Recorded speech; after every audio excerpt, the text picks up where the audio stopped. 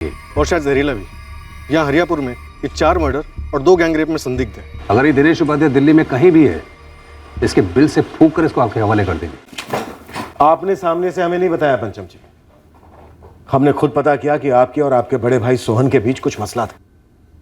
लेकिन हमारे आपसी मसले से इस हादसे का क्या लेना देना साहब? ब्रिजभान और सोहन का भी मसला था, जमीन को लेकर।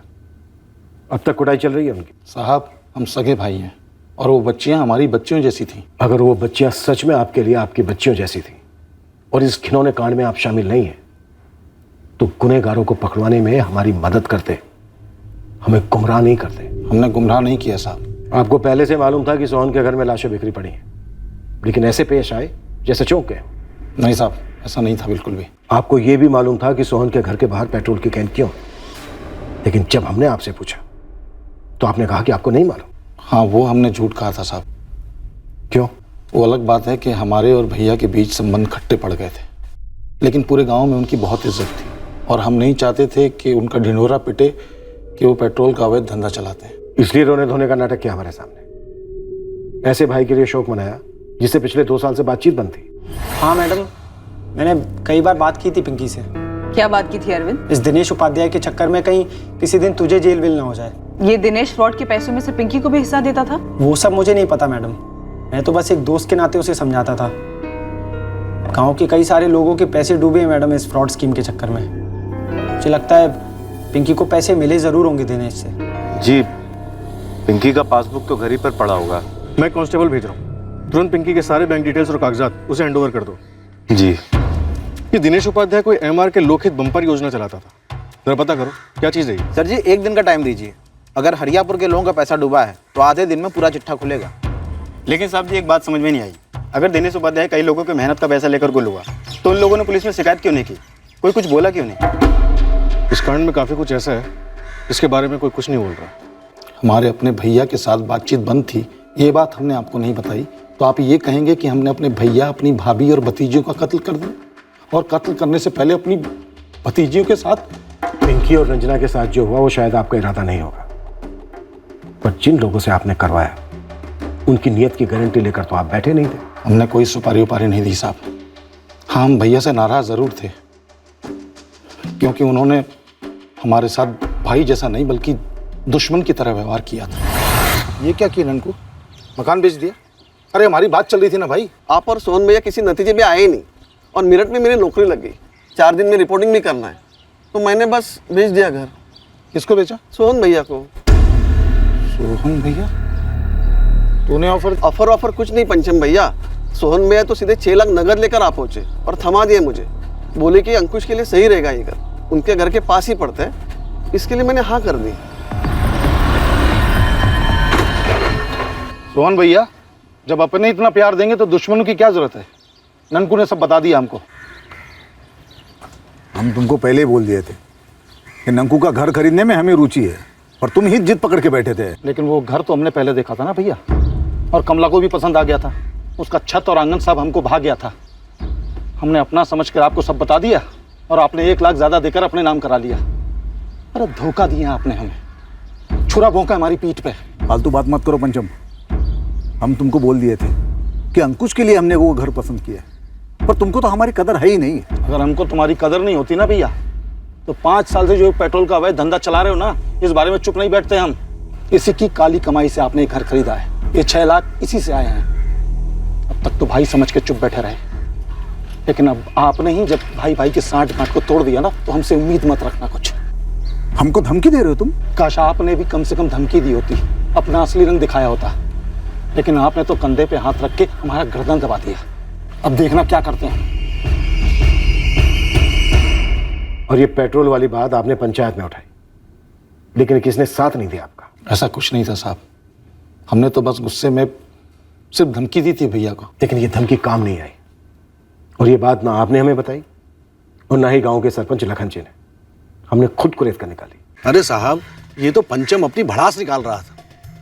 अब इतने के लिए हम सोहन जी के खिलाफ शिकायत थोड़ी करते। आप लोगों ने तो काफ़ी हल्ला मचाया था कि इस कांड से पूरा का पूरा गांव खौफ में, आप लोग चक्का जाम और न जाने क्या क्या करेंगे, पर इन दोनों भाइयों की दुश्मनी के बारे में आप लोगों ने चू तक नहीं की। यहाँ तक कि सोहन जायसवाल के अवैध पेट्रोल के धंधे के बारे में आप लोगों ने मुंह तक नहीं खोला। ये सोहन और पंचम दोनों भाइयों के बीच का आपसी झगड़ा है, इसका पेट्रोल से क्या लेना देना। वैसे भी पेट्रोल पंप इस गांव से काफी दूर है। सोहन जी 5-1 रुपये ज्यादा ले लेते हैं, जिसमें हम गांव वालों को कोई आपत्ति नहीं होती थी। आप लोग तो ऐसे कह रहे हैं जैसे मानो कुछ हुआ ही ना। ये पेट्रोल का कैन इस कांड की जड़ हो सकता था, पर आप सबके सब चुप, कोई भी खुलकर कुछ भी नहीं कहेगा। इन दोनों भाइयों की दुश्मनी कोई गिल्ली डंडे का खेल नहीं थी। आप लोग हमारे और सोहन भैया के बीच के अनबन को एक खूंखार दुश्मनी और बलात्कार का रंग दे रहे हैं। बहुत गलत कर रहे हैं साहब। आप लोग ब्रजभान और उसके बेटों को बचाने के लिए हम पे इल्जाम लगा रहे हैं। बिल्कुल 16 ने सही समझे आप पंचम जी। हम आप ही पर इल्जाम लगा रहे हैं और बाकायदा सबूतों के साथ इस इल्जाम को साबित भी करेंगे। ठीक है साहब, सबूत पेश कीजिए आप, तब की तब देखेंगे।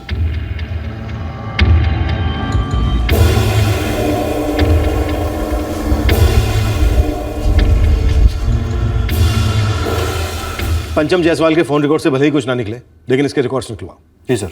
अगर ब्रिजभान जमीन के मसले को लेकर ऐसा कुछ कर सकता है तो पंचम भी मकान के मसले को लेकर ऐसा कर सकता है। सगा भाई ऐसा कांड नहीं करवा सकता, ऐसा कहीं लिखित तो है नहीं। Right sir. वैसे इस केस के स्टार्ट में हमारे पास कोई लीड नहीं थी, पर अब हर दिन नया कुछ निकल के आ रहा है। लोकहित बम्पर योजना स्कैम? सर ये स्कैम भी वजह हो सकता है इस कांड का। गांव के कई लोगों के पैसे डूबे थे और शायद ये विक्टिम पिंकी इस कांड का हिस्सा थी।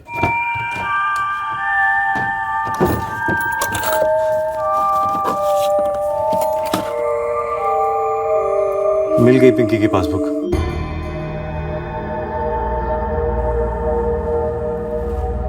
उस स्कीम के बारे में कुछ ना पूछो, स्कीम थी ऐसी, कोई मना नहीं कर सकता था। अच्छा, ऐसा क्या था? 2500 का मिक्सर ग्राइंडर 1250 रुपए में घर लेके जाओ। बोलो। अच्छा, ये योजना सिर्फ मिक्सर ग्राइंडर के लिए थी? नहीं नहीं, सिर्फ उसके लिए नहीं, दुनिया भर की जो भी चीजें हैं ना, उन सब के रंगारंग पोस्टर लगा देता था ये दिनेश ठग। शक्ल सूरत से भी एकदम अफसर जैसा लगता था, रोबीला।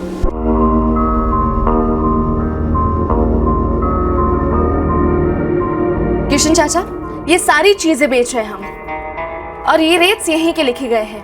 आपको जो भी चाहिए बस आधे पैसे दीजिए और जब माल 9 महीने बाद डिलीवरी करेंगे तो आपको 1 पैसा ज्यादा नहीं देना होगा। इसका मतलब इसमें से जो भी चीज ले सब आधे दाम में मिलेगी? और हाँ किशन चाचा, सब कुछ कायदे से होगा। आपको फॉर्म की कॉपी मिलेगी, रसीद वसीद और आधे दाम का वादा भी। तो बस आधा दाम दीजिए और आपसे 1 रुपया ज्यादा नहीं मांगा जाएगा। देखो पिंकी बिटिया, तुम तो पढ़ी लिखी हो, तुम बोल रही हो तो हम विश्वास कर रहे हैं। ये देखिए चाचा, हमने आपके लिए सही चीज चुनी है ना। ये लो बिटिया। किसी गांव वाले को एक सुई तक तो दिलाई नहीं साले ने, तो मेरा किराया क्या देता? 1 हफ्ते तक रोज जाकर मैं पिंकी से पूछता रहा कि दिनेश का बच्चा गया कहाँ। वो छोटा सा मुंह बनाकर बोलती पता नहीं। फिर ताला तोड़ा? जब किस्मत टूटी हो तो ताला क्या चीज़ है? पूरा सामान लेकर छू। सिवाय इस बोर्ड के। रद्दी वाले को बोला भैया और इसको लेके जा, आंखों में चुभता है ये, और वो अभी तक आया भी नहीं। दीवान जी, 1-2 लोगों तो समझे, ये दिनेश उपाध्याय तो पूरे गांव को चूना लगा कर गया है। ये आधे दाम का जो लॉलीपॉप देकर गया, किसी को शक नहीं हुआ? किसी ने कुछ पूछा नहीं दिनेश से? भैया कोई दिनेश बाबू को नाराज नहीं करना चाहता था, सभी ने लालच में आकर कुछ न कुछ खरीदा था। आप भी? 800 की इलेक्ट्रिक इस्त्री 400 में दे गई, छोटा सा करंट का झटका मुझे। लेकिन वो जयलाल शुक्ला को तो हजारों वोल्ट का करारा झटका लगा। शॉक। क्यों, कोई फ्रिज वगैरह खरीदा था क्या? खेत का मोटर पंप, बेटे के लिए मोटरसाइकिल, लगभग 70-80 हज़ार रुपये दे चुका है उस ठग दिनेश को। और अब भी रोज आकर दुकान के चक्कर लगा के जाता है, उम्मीद में बैठा है कि शायद दुकान खुलेगी फिर से। बावला हो गया है। कि एक दिनेश उपाध्याय नाम के फ्रॉड के पास काम कर रही थी, जो 2 महीने पहले कई लोगों को चीट करके भाग गया। आप जरा पिंकी के अकाउंट में देख के बताएंगे कि दिनेश ने कोई रकम पिंकी के अकाउंट में ट्रांसफर की हो या फिर पिंकी के अकाउंट से किसी अज्ञात अकाउंट में कोई बड़ी रकम ट्रांसफर हुई हो। आप पहले ये बताइए कि आपको किसने कहा कि पिंकी और उस फ्रॉड दिनेश उपाध्याय के बीच था या नहीं था फेयर? आप पहले ये बताइए, आपको बताया किसने? अरविंद, तुम्हारा दोस्त, पिंकी का दोस्त, तुम्हारी फैमिली का दोस्त। आप झूठ बोल रहे हैं। अगर ऐसा कुछ होता तो वो सबसे पहले मुझे बताता। पिंकी ने तुम्हें बताया था कि उसने कत्ल से 2 दिन पहले अपना नंबर क्यों चेंज किया? नहीं, बोल चुका हूं आपको। बोल चुके हो, अब जो मैं बोल रहा हूं वो सुनो। हमें लगता है पिंकी या तो दिनेश को अवॉइड कर रही थी या फिर गांव वालों को, इसलिए उसने अपना नंबर चेंज किया। नंबर चेंज करके कोई गांव वालों को कैसे अवॉइड कर सकता है भला? और वो दिनेश को क्यों अवॉइड करेगी सर? क्योंकि शायद जैसे गांव वालों का पैसा दिनेश के पास अटका था, ऐसे ही दिनेश का पैसा पिंकी के पास अटका हो। झूठ, सब झूठ है ये। तुम्हारे घर के 4 लोगों का मर्डर हुआ है, तुम्हारी दोनों बहनों के साथ गैंग रेप हुआ है, ये झूठ नहीं है। और ये भी झूठ नहीं है कि ब्रजभान और तुम्हारे अपने चाचा पंचम के साथ तुम्हारी फैमिली की दुश्मनी थी। ये भी झूठ नहीं है कि तुम्हारे पिता पेट्रोल का अवैध धंधा करते थे। ये भी झूठ नहीं है कि गांव वालों ने दिनेश की फ्रॉड स्कीम में पैसा सिर्फ और सिर्फ तुम्हारी बहन पिंकी के भरोसे लगाया था। और अब गांव वाले इस नुकसान का जिम्मेदार तुम्हारी बहन पिंकी को मान रहे थे। छोटी छोटी रकम भी मिलाओ तो 8-10 लाख कहीं नहीं गए। सर एक जलाल शुक्ला मिला था, मैक्सिमम उसका नुकसान हुआ है कुछ 80,000 का। काफी परेशान लग रहा था। तो क्या सर कुछ ऐसी नाराज गांव वालों ने मिलकर बदला तो नहीं लिया पिंकी से और पूरे परिवार वालों से? और फिर पंचायत खौफ, ड्रामा और चक्का जाम की धमकी देकर ध्यान बटा रही हो। सर आप जैसा कह रहे हैं उसके हिसाब से गांव का वो हर बंदा राडार में लाना होगा जिसको दिनेश ने चूना लगाया हो, और शायद पिंकी ने भी। लेकिन सर पिंकी के बैंक अकाउंट में कोई भी अनयूजुअल रकम ना डिपॉजिट हुई और ना ही किसी दूसरे अकाउंट में कोई ट्रांसफर। त्रिपाठी लगभग सारे ट्रांजैक्शन कैश में हुए। हो सकता है सारी रकम पिंकी के पास कलेक्ट हुई और पिंकी ने ये रकम दिनेश को ना दी। गुस्से में आकर दिनेश ने अपने आदमी भेजकर ये सब करवा दिया। इस वक्त हर एंगल धुंधला है अंकुश, लेकिन इतना साफ है कि इस कांड का कुछ ना कुछ पिंकी से लेना देना जरूर है। मेरी समझ में नहीं आ रहा है सर, ये सब मेरी पीठ पीछे हुआ जब मैं यहां नहीं था। ये बात भी उसी धुंध में फंसी है अंकुश। तुम्हारा लखनऊ जाना होता है और उसके ठीक 3 दिन बाद ये कांड हो जाता है। कहीं आप मुझ पर तो शक नहीं कर रहे हैं? हमारे पास कोई वजह नहीं है तुम पर शक ना करने की। सर अपनी फैमिली का मैं इकलौता मेंबर बचा हूं अब, और इकलौते वारिस भी, इसीलिए शक के दायरे में हो। पर तुम इकलौते नहीं हो।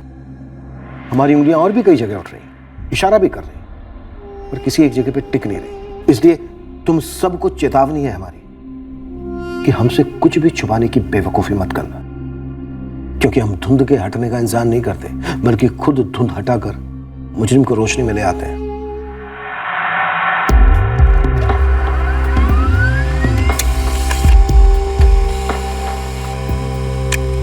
सभी संदिग्धों के फोन रिकॉर्ड्स बड़ी बारीकी से स्कैन हुए, पर कहीं से भी कोई ठोस अंदेशा नहीं हो रहा था कि इनमें से किसी का इस मल्टीपल मर्डर और गैंग रेप से कोई ताल्लुक हो। गांव में जिन जिन लोगों ने दिनेश की स्कीम में पैसा खोया था, उन सभी पर अब हमारी कड़ी नजर थी। यह एंगल भी आगे बढ़ नहीं पाया था कि पंचम जायसवाल ने यह काम किसी दूसरे को सौंपा हो। दिनेश उपाध्याय को ढूंढने में जमीन आसमान एक किया जा रहा था। वो अब इस केस में संदिग्ध नंबर 1 था। केस की शुरुआत में हमारे पहले मुख्य संदिग्ध ब्रजभान शर्मा और उसके बेटों की जमानत हुई, पर वो अब भी हमारे संदिग्धों की लिस्ट में मौजूद थे। पूरी शिद्दत से कोशिशें करने के बावजूद ये केस एक नरसंहार के लगभग 1 महीने बाद दिल्ली में दिनेश उपाध्याय पकड़ा गया। पर इस केस के लिए दिल्ली अभी भी बहुत दूर थी। दिनेश उपाध्याय हमारा गुनहगार है, पहले आप उसे हमारे हवाले कीजिए। सबसे पहले हमें गांव के एक आदमी का पैसा वसूलना है, सूद समेत। हमारे हवाले कीजिए दिनेश उपाध्याय को। ऐसा चाहिए हमारे हवाले कीजिए, हमारे गुनहगार हवाले कीजिए। आपको हमारे हवाले करना ही पड़ेगा दिनेश उपाध्याय को, हमारे हवाले करना ही पड़ेगा दिनेश उपाध्याय। कौन होते हैं आप लोग? हाँ, कौन होते हैं आप लोग? ये आजकल फैशन हो गया क्या कानून अपने हाथ में लेकर सड़कों पर अदालतें चलाना? कान खोलकर सुन लीजिए सबके सब, दिनेश उपाध्याय इस वक्त हमारी हिरासत में है।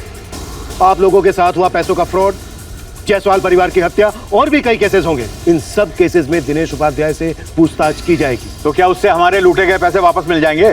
दोषियों से पैसे वापस दिलवाना अदालत का काम। इस वक्त हमारा काम है दिनेश उपाध्याय के खिलाफ तगड़ा केस बनाना, जिस पर हम काम कर रहे हैं। लेकिन आप लोगों के इस रवैये से हमारे काम में अड़चन हो रही है, ये कब समझेंगे आप लोग? अभी शांत होकर शांति से आप लोग अपने अपने घर जाइए। तो किसी चार्ज के लिए मना भी करेगा ना, तो भी हम तेरी जमानत की एप्लीकेशन का विरोध नहीं करेंगे। पता है क्यों? क्योंकि गांव वाले तेरा बेसब्री से इंतजार कर रहे हैं। तेरा एक एक पुर्जा खोल कर रख देंगे। बाहर ही खड़े हैं, मैं किसी भी चार्ज के लिए मना नहीं कर रहा हूँ। हाँ, मैं एक पेशेवर फ्रॉड हूँ। इस हरियापुर गांव के अलावा मैंने और भी कई गांव में लोगों को ठगा है। इस भ्रम में मत रहना दिनेश। इस सारी डीलिंग कैश में हुई है तो केस कमजोर बनेगा। मैं किसी भ्रम में नहीं हूँ सर, बल्कि पिछले कुछ सालों से मैं तैयार भी था कि एक ना एक दिन तो ज़रूर पकड़ा जाऊंगा ही। कोर्ट, जेल, मैं सबके लिए तैयार हूँ और अपने सारे के सारे फ्रॉड में कबूल कर लूँगा। 4 मर्डर और 2 रेप केस, ये कौन कबूल करेगा? आप लोग कितनी भी कोशिश कर लीजिए, लेकिन जो मैंने नहीं किया है वो मेरे ऊपर नहीं चिपकेगा। मैंने अप्रैल में हरियापुर गांव छोड़ा था सर। अब अगस्त में आप लोग मुझे यहाँ वापस लेकर आए। इस बीच पूरे टाइम में दिल्ली में ही था। किस गैंग को दिल्ली में सुपारी दी तूने? इंस्पेक्टर साहब, आपकी ये जो थ्योरी है कि पिंकी ने मेरे पैसे मारे और मैंने इस तरह से पिंकी से बदला लिया, ये सरासर गलत है। पिंकी और तेरा अफेयर था, ये भी गलत है। 100% गलत है मैडम। वो बेचारी तो एक कॉलेज की लड़की थी, होनहार थी। मैंने पिंकी के टैलेंट को स्पॉट किया सर। तुझे हमारे टैलेंट का भी अंदाजा नहीं है दिनेश, कि झूठी कहानियां हमें बेचने की ट्राई मत करना। सर, पिंकी ने मेरे साथ कोई धोखा नहीं किया है। पर तूने पिंकी को नुकसान पहुंचाया। पूरे पैसे लूटे, यहां से भाग गया, पिंकी को अकेले छोड़ दिया पूरे गांव वालों का सामना करने के लिए। जी हाँ, और इसीलिए पिंकी मुझे बार बार फोन कर रही थी सर। उसके पास मेरा दूसरा नंबर था। दिनेश सर, 2 घंटे से आपका फोन ट्राई कर रही हूँ, आप फोन क्यों नहीं उठा रहे हैं? मैं बहुत बड़ी प्रॉब्लम में हूँ, गांव वाले परेशान कर रहे हैं मुझे। देख पिंकी, मैं अपना ये नंबर भी बदलने वाला हूँ। मतलब लोग सच कह रहे हैं? आप वाकई उनके पैसे लेकर फरार हो गए? मैंने तुम्हारी सैलरी एक दिन भी कभी डिले की है क्या? बल्कि ऊपर से बोनस भी दिया है तुम्हें। देखो पिंकी, तुम इस सब में मत पड़ो। मैं कोई भी प्रॉब्लम में नहीं पड़ना चाहती। यहाँ गांव वाले मेरा गला पकड़ेंगे क्योंकि उन्होंने मेरे कहने पे आपको पैसे दिए चीजों के लिए। टेंशन मत लो पिंकी, मैं कह रहा हूँ ना, अपना नंबर बदल दो। घर भी चेंज कर दूं, गांव भी? पिंकी, ये सारे गांव वालों को ना एक स्टैंडर्ड जवाब दे दो। बोलो कि मुझे नहीं पता दिनेश सर कहाँ चले गए। बल्कि मैं तो कह रहा हूँ ऊपर से ये भी बोल देना कि मेरी खुद की भी 3-4 महीने की सैलरी पेंडिंग है। कुछ वक्त में सब भूल जाए और जिंदगी यूं ही चलती रहेगी, रूटीन। और अपना हाँ नंबर आज ही चेंज कर दो, ठीक है? इससे ज़्यादा तुम्हें कहने के लिए मेरे पास और कुछ नहीं। So good luck. Sir, cheating करना मेरे खून में है। आज तक मैंने बहुत से लोगों के साथ धोखा किया है, लेकिन अगर कोई मेरे साथ धोखा करता है तो इतने भयंकर तरीके से मैं उससे बदला नहीं लेता हूं सर। धोखा देना, धोखा खाना हिस्सा है इस खेल का। पैसों का धोखा, दिल का धोखा, सब एक है तेरे लिए। इंस्पेक्टर साहब, ये दिल विल जैसी कमजोरियां मैं पालता ही नहीं हूं। मैं आपसे फिर कह रहा हूं कि पिंकी के साथ मेरा कोई चक्कर नहीं चल रहा था। वो एक होनहार सेल्स गर्ल थी जो मेरी स्कीम्स को गांव वालों को हार्ड सेल किया करती थी। और रही बात पैसों की, तो इंस्पेक्टर साहब, पिंकी ने एक पैसे का नुकसान नहीं पहुंचाया मुझे। लेकिन पिंकी को काफी नुकसान पहुंचा। उसकी बहन रंजना को नुकसान पहुंचा, उसके माँ बाप को नुकसान पहुंचा। इन चारों को हम कॉम्पनसेशन तो नहीं दिलवा सकते, लेकिन इनके गुनहगारों को सजा जरूर दिलवाएंगे। तेरे मुंह से सब कुछ उगलवाएंगे जरूर। आप सही कह रहे हैं सर। आपके टॉर्चर से घबराकर मैं कबूल कर लूंगा एक ऐसा गुनाह जिससे मेरा कोई वास्ता नहीं है। लेकिन आप लोग खुद ही सोचिए सर, इससे क्या आपका असली केस सॉल्व हो पाएगा? वो जो असली कातिल है वो तो बाहर खुला घूमता रहेगा ना। आप जैसे काबिल ऑफिसर्स के नाम के चुटकुले सुनाता रहेगा अपने दोस्तों को। कैश में इसलिए डील करता हूं ताकि केस बनाना मुश्किल हो, मुझे ट्रेस करना मुश्किल हो। ये 4 मर्डर्स, 2 गैंग रेप, इतना बड़ा अटेंशन मैं अपने ऊपर क्यों मोल लूंगा सर?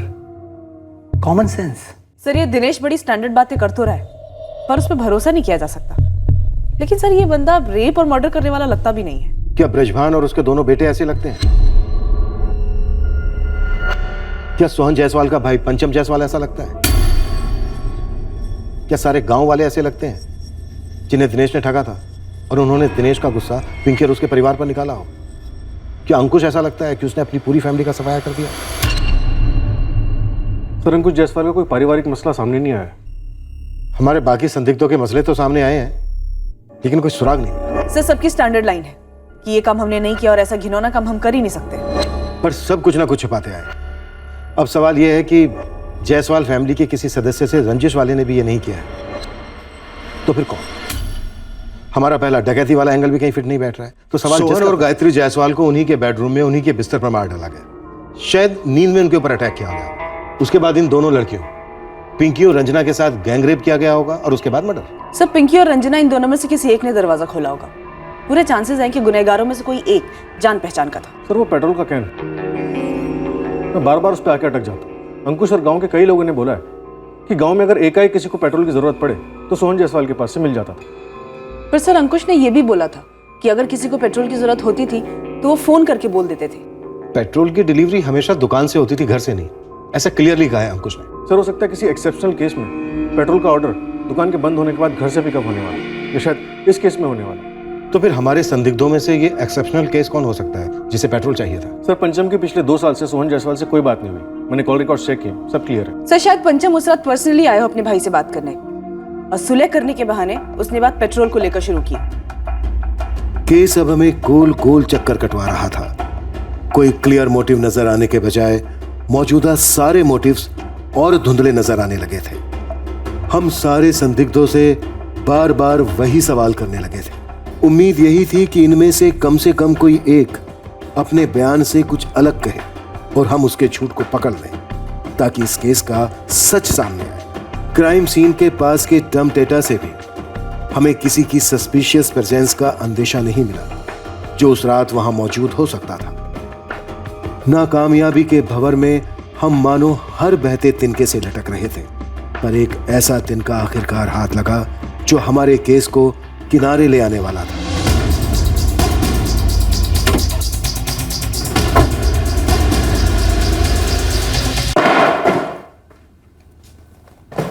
सर 2 अलग अलग केसेस को क्यों जबरदस्ती साथ में जोड़ने की कोशिश कर रहे हैं? मेरे ऊपर फ्रॉड के चार्जेस लगा के कोर्ट में पेश कर दीजिए ना। ये अरविंद कुशवाहा कौन है जानता है? जी सर, पिंकी का दोस्त है। अरविंद ने तेरी फ्रॉड स्कीम में पैसे लगाए थे? जी, उसे नए मॉडल की कोई बाइक चाहिए थी। पिंकी कभी अरविंद के बारे में बातें करती थी तेरे साथ? पिंकी मेरे लिए काम करती थी। मेरी पिंकी से बातचीत सिर्फ और स्ट्रिक्टली प्रोफेशनल होती थी। मेरी स्कीम्स बेचती थी वो गांव वालों को, कभी अपनी पर्सनल बात डिस्कस नहीं की उसने। नहीं अरविंद नहीं, उसकी गर्लफ्रेंड को उठाओ। क्या नाम था उसका? सर ममता, कुछ ममता बोला था उसने। गर्लफ्रेंड ममता है, ममता त्रिवेदी। 6 जून को मेरी उससे भी कई बार बात हुई। अब हम ममता से बात करें, उठा लो उसे। Okay sir. त्रिपाठी, पता नहीं क्यों शायद अरविंद को उसके कॉन्फिडेंस या रात भर शादी में होने की वजह से उसे हमने अपने संदिग्धों की लिस्ट में शामिल नहीं किया। लेकिन फैक्ट यही है, हत्याकांड से घंटे भर पहले चारों विक्टिम में से एक विक्टिम पिंकी को आखिरी कॉल अरविंद ने किया था। पर उठाते हैं अरविंद। पता चला टेस्ट सेंटर पर ड्रॉप करने वाली बात पूरी तरह मनगढ़ंत है और जम के कुटाई करते हैं। करेंगे, लेकिन इसके बयान को छुटलाने वाली डिटेल और सबूत के साथ। हाँ मैडम, मैं पिंकी जायसवाल को जानती थी, लेकिन आप मुझसे क्या पूछना चाहती है? तुम पिंकी को कितने अच्छे से जानती थी? उससे बात होती थी या नहीं होती थी? और मिलती थी तो कब और कहाँ? नहीं, मैं पिंकी से मिली विली नहीं।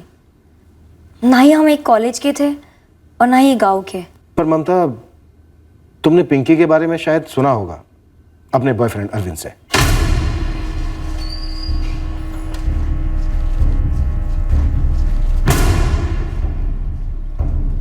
अरविंद का तुम्हारा बॉयफ्रेंड बनने से पहले या उसके बाद पिंकी के साथ कोई रिश्ता था, रोमांटिक टाइप का? ये कौन सी बात हुई सर? हर बारी जब आपने पूछा है मैंने जवाब दिया है, हर बारी हाजिर हुआ। फिर ये ममता, मेरी गर्लफ्रेंड को क्यों घसीटा जा रहा है इस सब में? नाम तो तूने घसीटा है, जब हमारे बिना मांगे बिना पूछे तूने ममता का नाम लिया, ममता त्रिवेदी।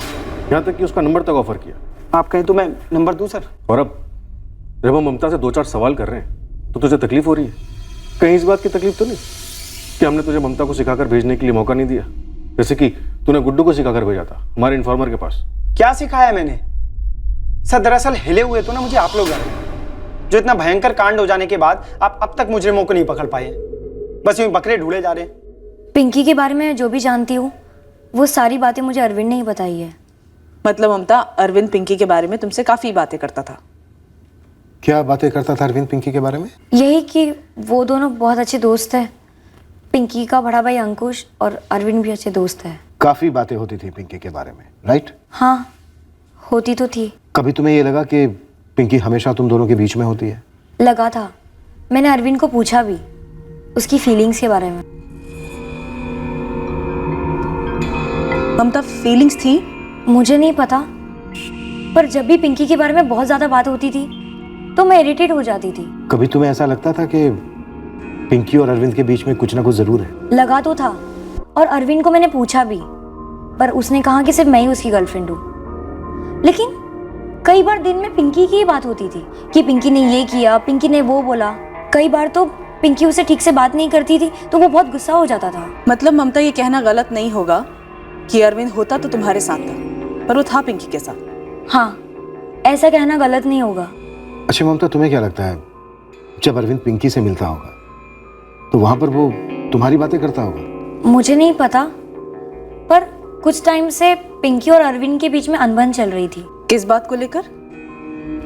पैसे को लेकर, क्योंकि पिंकी अरविंद के पैसे नहीं लौटा रही थी और अरविंद बहुत अपसेट था क्योंकि उसने अपने फ्रेंड से लोन लिया था। एक मिनट। अरविंद ने किस लिए पैसे दिए थे पिंकी को और कितने दिए थे? अरविंद ने पिंकी को पैसे नहीं दिए थे।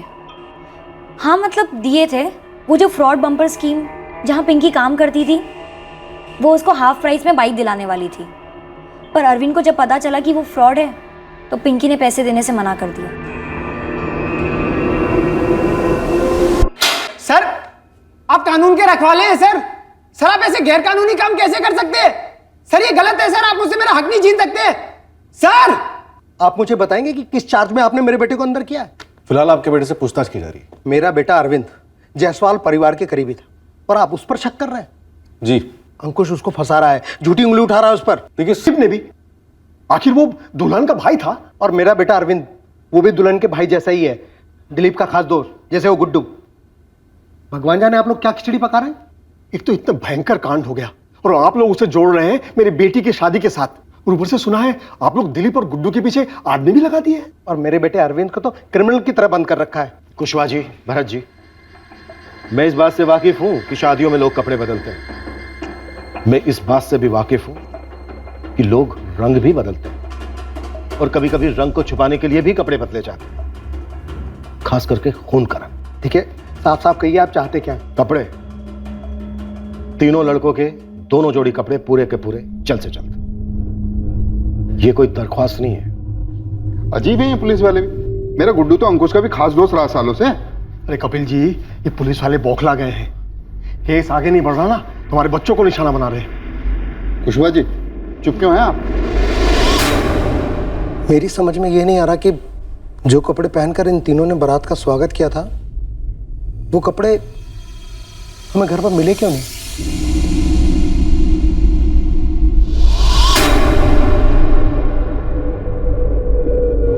ये कपड़े वो हैं जो तुम तीनों ने शादी के वक्त पहने थे, लेकिन बारात वाले कपड़े तुम तीनों के घरों में नहीं मिले। तुम तीनों के घर की तलाशी के वक्त हमें नहीं मिले। दिलीप और गुड्डू, तुम दोनों तो तलाशी के वक्त मौजूद भी थे। कहाँ भेजे कपड़े? पापू की लॉन्ड्री में। सोचा पाप के साथ साथ खून के धब्बे भी धुल जाएंगे, कभी पकड़े नहीं जाएंगे। सर, जो बात मैंने आपके आदमी से कही थी कि अरविंद पिंकी के बारे में कुछ और भी जानता है, वो बात अरविंद ने खुद मुझे उस आदमी से कहने को कहा था। ये तो हम जानते हैं बेटा। ये बता कि कपड़े छुपाने के लिए भी अरविंद ने कहा था? सर, हमारी किसी से दुश्मनी नहीं थी। उसकी फैमिली को तो हम करीब से जानते भी नहीं थे, खासकर उन दोनों बहनों को। तो तुम दोनों के कहने का मतलब यह है कि सब कुछ क्या करा है अरविंद का ही है?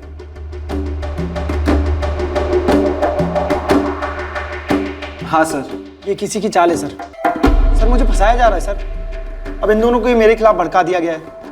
ये दोनों ही सब कुछ मुझ पर डाल रहे हैं। तो तू सच बोल दे अरविंद। देख, तेरी कहानी खत्म हो चुकी है। हम जानते हैं कि तू अकेला नहीं था। बोल, तेरे साथ और कौन था? बोले। सर, यही दोनों थे मेरे साथ उस रात। अपने मजे करने आए थे सर, अपनी मर्जी से। सर, इस अरविंद ने हमें बोला कुछ और करवाया कुछ और। फंसा रहा है सर हमें। अबे दिलीप, पकड़े गए हम लोग। कबूल कर लो कि तुमने अपने मजे के लिए मेरा साथ दिया। इस पिंकी की बच्ची को तगड़ा सबक सिखाना है। अबे अरविंद देख, भाई तेरा गुड लक है कि तेरी लाइफ में ममता है। अब जो है उसमें खुश रहना है यार। फालतू में क्यों इतना लालची बन रहा है? अरे दिलीप, तू नहीं समझेगा ये घायल ईगो की आग। देख, पिंकी हमारे अरविंद भाई साहब के बाइक पे लिफ्ट लेती है, मैं कभी लिफ्ट देती नहीं। सच कहूँ तो उसका नाम सुनता हूँ तो मेरा खून खौल उठता है, और ऊपर से साली मेरे पैसे निकल कर बैठी है।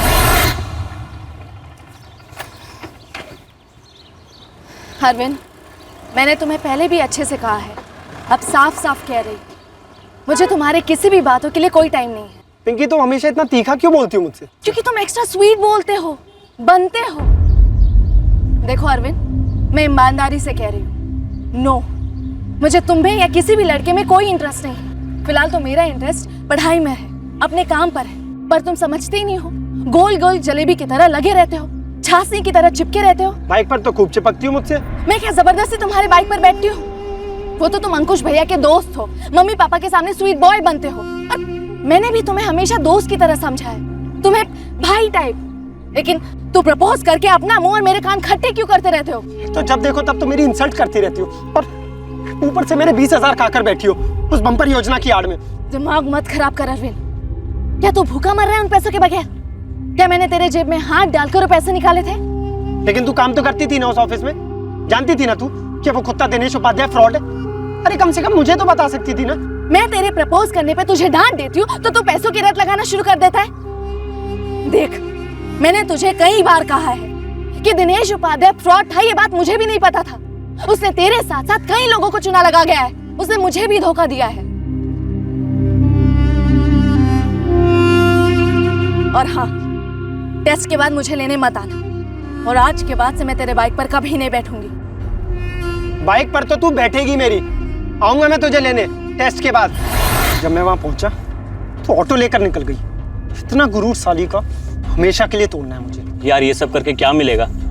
और अंकुश तेरा दोस्त है। पर अंकुश इस वक्त यहाँ नहीं है। तो देखो यार, मुझे सिर्फ पिंकी से मतलब है, मुझे उसको सबक सिखाना है। उसकी छोटी बहन है रंजना, थोड़ी कच्ची है पर बुरी नहीं है। तुम लोग उसको एंजॉय करना, क्या कहते हो?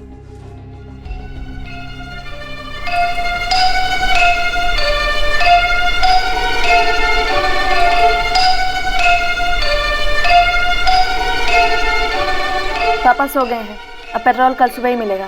तू समझना यार, हम लड़की वाले हैं, शादी का माहौल है यार, इतने सारे काम होते हैं यार, पेट्रोल तो अभी चाहिए ना यार। और कल सुबह विदाई भी है, इतनी भागम भाग है। ठीक है, मैं पेट्रोल दुकान से निकाल कर रखती हूँ, तो घर आकर ले जा। अच्छा, और तू ना बाहर वेट करना, देख मैं कोई बेल वेल नहीं बजाऊंगा, खामखा अंकल आंटी उठ जाएंगे। जल्दी आ जा। अरविंद, सारे बाराती खाना खाकर आराम कर रहे हैं। सही मौका है, जल्दी वो आते हैं, थोड़ा मजा हम भी तो कर लें। ये ले, हम तीनों के फोन यहीं कहीं रूम में छुपा कर रख दे, साइलेंट पर। ठीक है। छुरे बाइक में निकाल ले, हम मेरी बाइक पर चलेंगे। अरविंद अपनी मनगढ़ंत भड़ास निकालने चला था, पूरी प्लानिंग के साथ, छुरे वुरे खरीद कर, और तुम दोनों ने इसका साथ दिया सिर्फ मजे के लिए, अपनी हवस पूरी करने के लिए। किसी लड़की के साथ जबरदस्ती करना, उसे तुम लोग मजे की एक्टिविटी समझते हो? अबे दिलीप, तेरी तो बहन की शादी हो रही थी ना, उस दौरान तो किसी के माँ बाप को मार के चाकू के नोक पे उनके ये साबित करने के लिए कि अरविंद, गुड्डू और दिलीप ने भयंकर जुर्म किया है।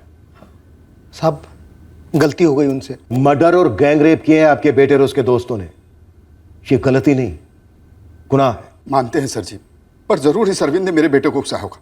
हाँ सर, मेरे दिलीप को भी, वरना आज तक तो उसने किसी को एक थप्पड़ तक नहीं मारा सर। अरे सर, अब ये लोग सब कुछ मेरे बच्चे पे डाल रहे हैं सर। बस कुशवाहा जी, कपिल जी, भरत जी, झूठ मत बोलिए अपने आप से, इस कड़वे सच का सामना कीजिए। आप तीनों के बेटे इस घिनौने जुर्म में बराबर के साथीदार थे। अरविंद अपने आप को विक्टिम समझकर अपने अंदर की भड़ास निकाल रहा था। दिलीप और गुड्डू अपने अंदर की विकृति की आग बुझा रहे थे। और आपका बेटा दिलीप, वो तो अपनी बहन की शादी छोड़कर इस गुनाह में शरीक हुआ। ये तीनों गुनहगार हैं जायसवाल फैमिली के, कानून के। 21-22 साल के पढ़े लिखे अच्छे घरों के इन लड़कों ने इतने विकृत जुर्म को अंजाम दिया, ये सुनकर ही सबके होश उड़ गए थे। वो लोग भी हिल गए जिनकी जायसवाल परिवार से रंजिश रही थी। गांव वाले जो अब तक जुर्म के रहस्य से आतंकित थे, अब सच जानकर मायूसी और शौक के माहौल में डूब गए। दिनेश उपाध्याय ने और कहां अपनी फ्रॉड स्कीम के जरिए लोगों को ठगा और उनके पैसे लूटे, उसकी जांच हो रही है।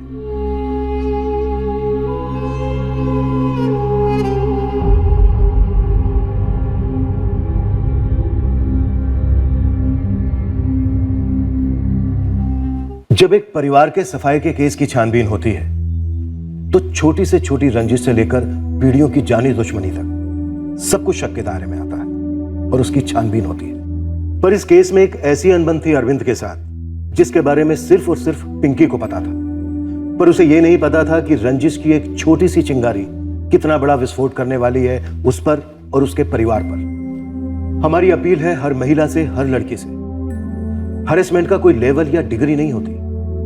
पहली बार ऐसा कुछ होते ही तुरंत रिपोर्ट करनी चाहिए। ये कोई लोगों में डर पैदा करने का प्रयास बिल्कुल नहीं है, बस एक सिंपल कदम है औरतों की सेफ्टी के लिए। रिजेक्शन का असर किसके दिमाग में कैसा हो रहा है ये जज करना आसान नहीं है, जैसा कि अरविंद के केस में। साथ ही किसके दिमाग में किस तरह की अमानवीय विकृति पनप रही है ये भांपना भी आसान नहीं है, जैसे कि इस केस में दिलीप और गुड्डू, जो बस अपने दोस्त का साथ देने गए इन मर्डर्स में सिर्फ इसलिए ताकि उन्हें क्रूर तरीके से अपनी हवस पूरी करने का मौका मिले। हर जुर्म एक आईना है, एक दर्पण है हमारे जमाने का, जो हमें दिखलाता है वो सारी चीजें जो होनी नहीं चाहिए। इस वक्त हम नहीं बता पाएंगे कि पेशेंट पहले जैसा कितने हद तक सही हो पाएगा, लेकिन हम अपनी तरफ से पूरी कोशिश करेंगे।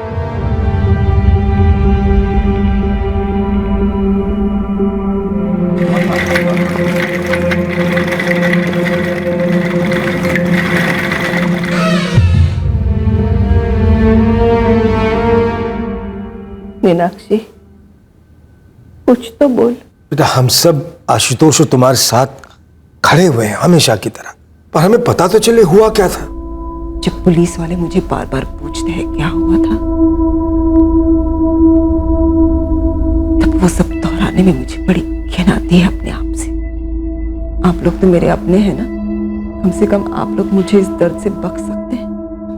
एक बार बता तो चुकी हूँ क्या हुआ था।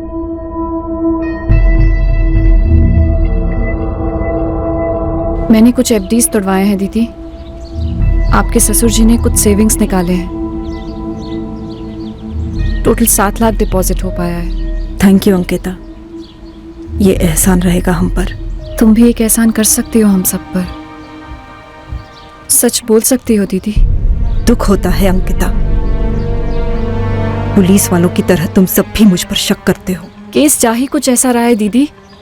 धीरज ने आशुतोष जीजा जी का चेहरा जला दिया और आपकी कार लेकर चला गया। फिर वो कार हाईवे के पास कैसे मिली? धीरज क्यों छोड़ गया वो कार वहां पर? इसका जवाब तुम खुद धीरज से क्यों नहीं मांगती? एक बार तुम भी महसूस करो उसकी लीचड़ नजरों को। एक बार बैठकर देखो पुलिस वालों के सामने, तब पता चलेगा कितना इंसल्टिंग फील होता है। पुलिस का फोन आया था दीदी, आपको फिर से बुलाया पुलिस स्टेशन।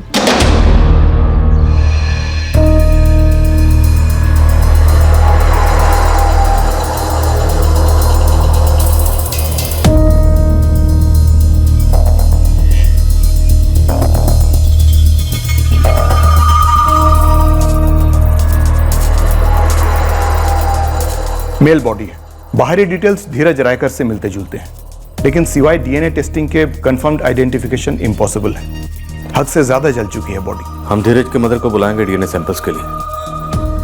वैसे उस कार से हमें ऐसे कोई ट्रेसेस नहीं मिले हैं जो आशुतोष और मीनाक्षी को उससे जोड़े। डॉक्टर बता सकते हैं कि मौत कैसे हुई होगी? यह कह पाना मुश्किल है। विक्टिम के स्कल पर मल्टीपल फ्रैक्चर्स थे, दोनों हाथ और पैर भी टूटे हुए थे। हो सकता है यह मर्डर हो, लेकिन इतना कंफर्म्ड है कि कुछ तो फाउल प्ले हुआ है। एक बार डीएनए टेस्टिंग हो जाने दीजिए, उसके बाद ही दावा के साथ कह सकेंगे। अभी जाना होगा पुलिस स्टेशन? नहीं, कल सुबह जाना है। और कुछ बोले? बोल रहे थे कि उन्हें कुछ नए लीड्स मिले हैं केस पर। अपनी मीनाक्षी दीदी से कहना कि कुछ छुपाए नहीं। और खुद छुपा रहे हैं? कैसी लीड्स मिली हैं उनको बताएंगे नहीं?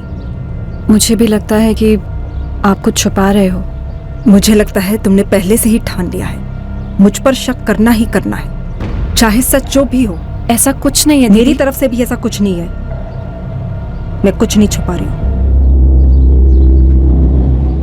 कुछ मिला है सर? इस बार मीनाक्षी पक्का बोलेगी ही बोलेगी। अशु, पुलिस को कार मिल गई है। धीरज मिला? मुझे नहीं पता, मुझे लगता है नहीं मिला। अब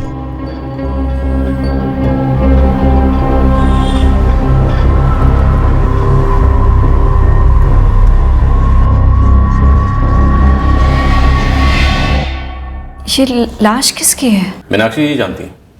नहीं? नहीं सर,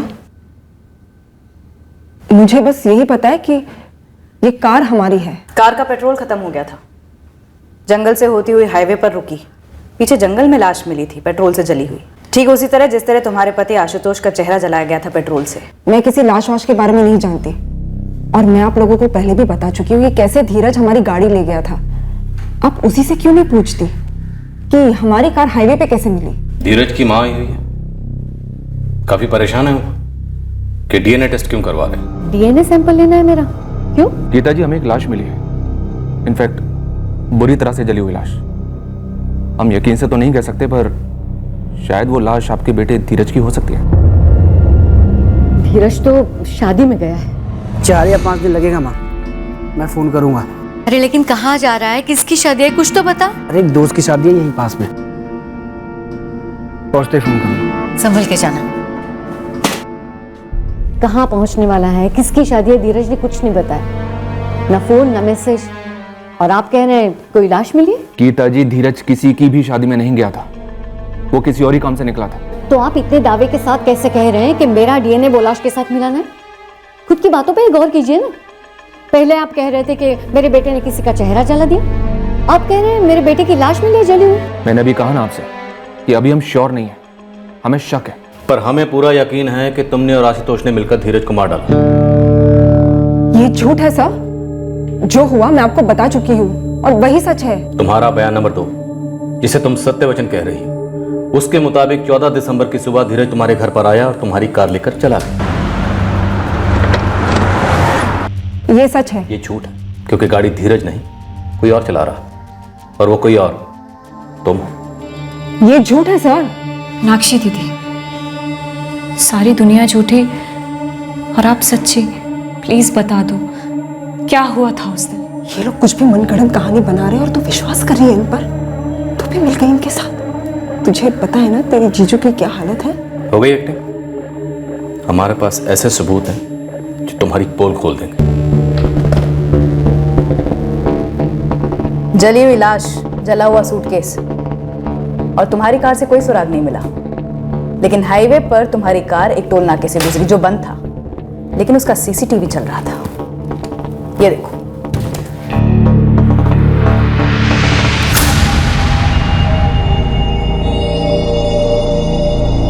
हमारे बयान के मुताबिक 14 दिसंबर को धीरज रायकर तुम्हारे घर पर आया और तुम्हारी गाड़ी छीनकर भाग गई, लेकिन इस सीसीटीवी फुटेज में साफ साफ दिख रहा है कि 8:32 पर तुम्हारी इस फैमिली कार को धीरज रायकर नहीं बल्कि तुम चला रही हो। मैं बताऊं कैसे?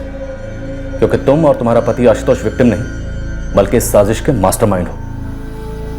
धीरज ने तुम्हारे पति आशुतोष पर हमला नहीं किया, बल्कि तुमने और तुम्हारे पति आशुतोष ने धीरज को मार डाला और जंगल में उसकी लाश को जला दिया। लेकिन सर, दीदी तो यहीं पर है और जीजा जी का चेहरा जला हुआ है, हॉस्पिटल में है वो, फिर कैसे? शायद धीरज को जलाते वक्त कोई एक्सीडेंट हुआ होगा, शायद वो आशुतोष से लिपट गया होगा।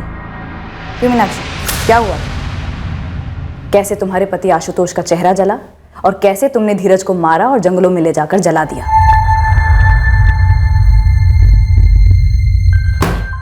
ये ऐसे नहीं बोले। हवलदार बिमला को बुलाओ, जरा सा डेमो दिखाओ, हम मुंह कैसे खुलवाते हैं। बुलाओ उसे। सर ऐसा जो हुआ गलती से हुआ सर। आशुतोष मानना नहीं चाहते थे धीरज को, वो बस गुस्से में हुआ। मीनाक्षी तिवारी, इस बार कोई झूठ नहीं चलेगा। सर मैं सच कह रही हूँ। दरअसल धीरज एक रात पहले से ही हमारे घर पर था सर। क्या? सब पहले धीरज ने मेरे वीडियोस आशुतोष को दिखाए, फिर वो जबरदस्ती आशुतोष के साथ बैठकर शराब पीने लग गया। उसके बाद वो आशुतोष के साथ सौदा करने लग गया उन दोनों के बीच में काफी लंबी बहस छिड़ी। कुछ वक्त के बाद आशुतोष उसे गाड़ी देने के लिए तैयार हो गया।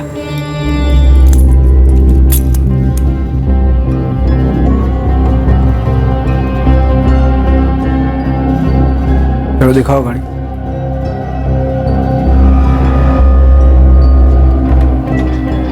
नमस्ते।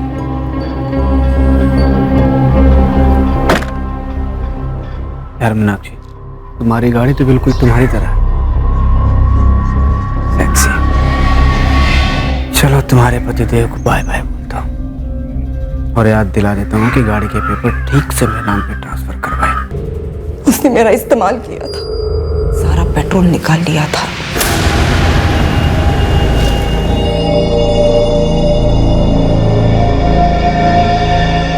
अशु, अशु, फ्यूल टैंक खाली हो गया है। गाड़ी यहीं पे छोड़ देता। किसी की हम पर नजर ना पड़े, इसलिए मैं और आशुतोष अलग अलग बस करके घर पहुंचे और घर आकर एक प्लान बनाया। कैसा प्लान मीनाक्षी? आशुतोष का प्लान। जो हो गया सो हो गया। अब देखते हैं इससे हमारा फायदा क्या हो सकता है। फायदा कैसे? वीरेन को लाखों रुपए चुकाने हैं मुझे। पता नहीं कब कैसे चुकाऊंगा, चुका भी पाऊंगा या नहीं। हो जाएगा अशु, सब हो जाएगा। बुरा टाइम आता है तो अच्छा टाइम भी आता है। टाइम को मारो गोली, अब हम इस मुश्किल को मौका बनाएंगे। कैसे? एक पत्थर से 2 पंछी मार गिराएंगे। समझी नहीं आशु। मीनाक्षी, कोई मर्डर हुआ ही नहीं था, हमला हुआ था। बीरेन के 2 आदमियों ने मिलकर मुझ पर हमला किया था। धीरज का कत्ल सामने आएगा ही नहीं। तुम सही कह रहे हो आशु, एक पत्थर से 2 पंछी मार गिराएंगे, ये आसान नहीं होगा, तकलीफ होगी। हमारे पास यही एक रास्ता है और यही सबसे सही रास्ता है। तैयार हो? हाँ, मैं तैयार हूं। तुम्हें हाईवे के पास हमारी कार से पेट्रोल की वो बोतल आनी होगी, उसमें थोड़ा पेट्रोल बाकी है। मैं वापस लौटी कार से पेट्रोल वाली बोतल लेकर।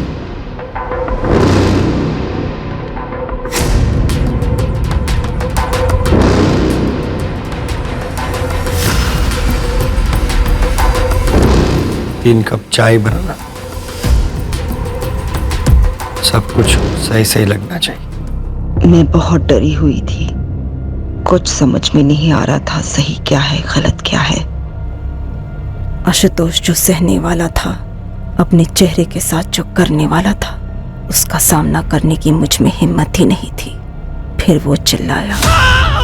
आशुतोष ने कहा था कि जैसे ही वो मेरा नाम चिल्लाए मैं आग बुझा दूं ताकि हद से ज्यादा नुकसान ना हो। कौन चाहेगा कि जिंदगी में ऐसा भी मोड़ आए,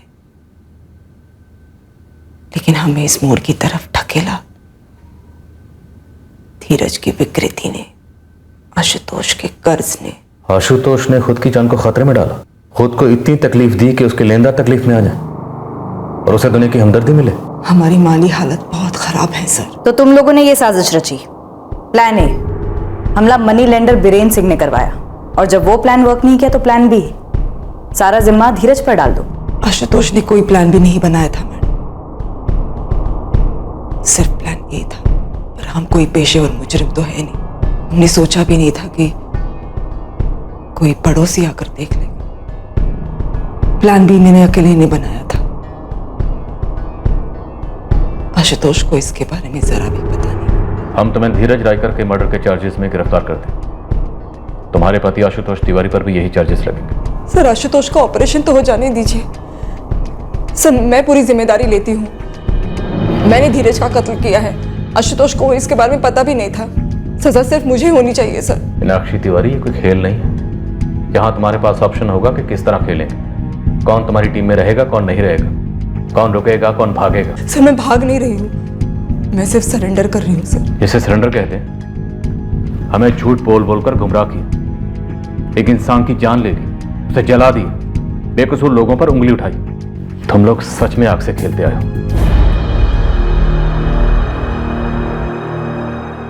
कहाँ जा रही हो मम्मी? क्यों जा रही हो मम्मी? आप पापा को लेने जा रही हो? हम सब लोग अपने घर वापस जाएंगे। पापा ठीक हो गए? सुनील अनिल बेटा, हमने मतलब मैंने और तुम्हारे पापा ने कुछ गलतियां की है। क्या मम्मी? तुम लोग बहुत छोटे हो वो समझने के लिए, लेकिन बस इतना समझ लो कि हम दोनों बहुत जल्द लौटेंगे।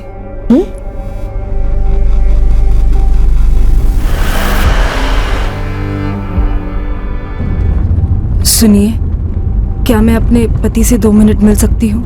ना मत कहिए प्लीज। आपके पास क्या सबूत है कि मेरा बेटा औरतों के साथ? ये देखिए, फिलहाल तो इसी बात के सबूत हैं कि आपका बेटा धीरज 14 दिसंबर की सुबह मीनाक्षी और आशुतोष के घर पर था। बाकी चीजों की तहकीकात चल रही है। वो वीडियोस भी खोजे जा रहे हैं जो शायद आपके बेटे धीरज ने बनाए थे। अगर मेरे बेटे ने कोई घिनौनी हरकत की भी थी तो क्या इस तरह उसे मार डालना जरूरी था? क्या मैं इनके साथ 5 मिनट अकेले में बात कर सकती हूँ?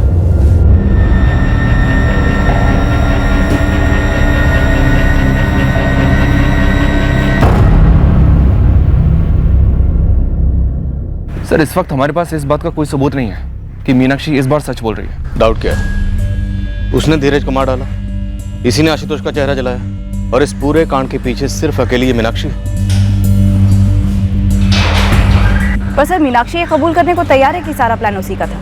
कोर्ट के सामने भी कबूल करने को तैयार है। अपने पति को बचाने के लिए सजा भुगतने को तैयार है। नहीं प्रियंका, बात वो नहीं है। बात यह है कि क्या हम दावे के साथ कह सकते हैं कि धीरज ने जो वीडियो बनाया, मीनाक्षी को ब्लैकमेल किया अपने साथ सोने के लिए वगैरह वगैरह, क्या ये सच है? वर्मा, ये सच है या झूठ, इस बात का सबूत मिलेगा भी तो कहां से? फॉरेंसिक ने धीरज का लैपटॉप और फोन डबल स्कैन की, लेकिन रिजल्ट 0। धीरज ने सारे वीडियोस डिलीट कर दिए होंगे, या साइबर स्पेस के किसी ईमेल अकाउंट में, या साइबर स्टोरेज स्पेस में कहीं स्टोर कर दिए होंगे, या फिर वीडियोस कभी बनाए ही नहीं गए होंगे सर। यस सर, मैंने उस गारमेंट स्टोर के एम्प्लॉय से बात की जहां धीरज स्टोर मैनेजर था। उनमें से कई एम्प्लॉयज तो वहां जॉब पर तब से हैं जब मीनाक्षी ने ज्वाइन किया था और फिर छोड़ा। सर, धीरज के बारे में उनकी राय मीनाक्षी की बताई गई धीरज की इमेज से बिल्कुल अलग है। देखिए सर, ये एमएमएस बनाने की बात सुनकर मैं थोड़ा डर गया था, लेकिन फिर ठंडे दिमाग से सोचा तो मुझे ये मुमकिन नहीं लगता, क्योंकि धीरज इस टाइप का आदमी था ही नहीं। पर मीनाक्षी ने जॉब तो छोड़ा था ना? हाँ, छोड़ा था, पर किसी और लड़की ने नहीं छोड़ा, और ना ही किसी ने कभी ऐसी कोई शिकायत की धीरज के खिलाफ। और एक बात, लेडीज चेंजिंग रूम के बाहर सिक्योरिटी है।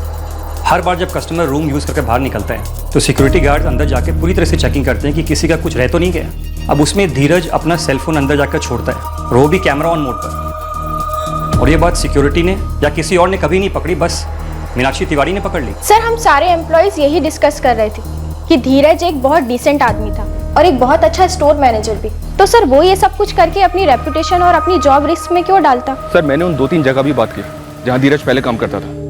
हर जगह से रिकॉर्ड क्लीन, ऊपर से फॉरेंसिक ने भी उसकी सारी ऑनलाइन एंटिटीज हैक की हैं, ईमेल्स, मैसेंजर वगैरह वगैरह। किसी भी जगह से इस तरह का कोई वीडियो या मटेरियल उनको नहीं मिला।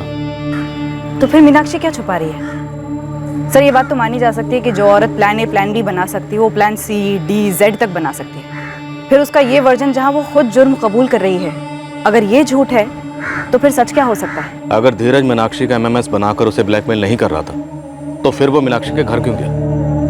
इस प्लान का, इस साजिश का मकसद क्या है? सर, मीनाक्षी ने बयान दिया है कि उसे मालूम था कि टोल नाका पर CCTV लगा है। आशुतोष को लोगों की नजरों से और CCTV से बचाने के लिए ही उसने आशुतोष को बैकसीट पर छुपाया था। लेकिन वो खुद तो दिख गई। सिर्फ आशुतोष को छुपाने का मतलब क्या था? जाहिर सी बात है कि इस बार जो हमें बताया जा रहा है ये भी एक साजिश है। वर्मा, अगर मान लें कि मीनाक्षी का ये 3rd वर्जन उसका प्लान C है, लेकिन इस प्लान C में मीनाक्षी खुद को खतरे में डाल रही, ऐसा क्यों? और ये प्लान C है क्या? और अगर वाकई ये प्लान C है तो फिर हकीकत क्या है?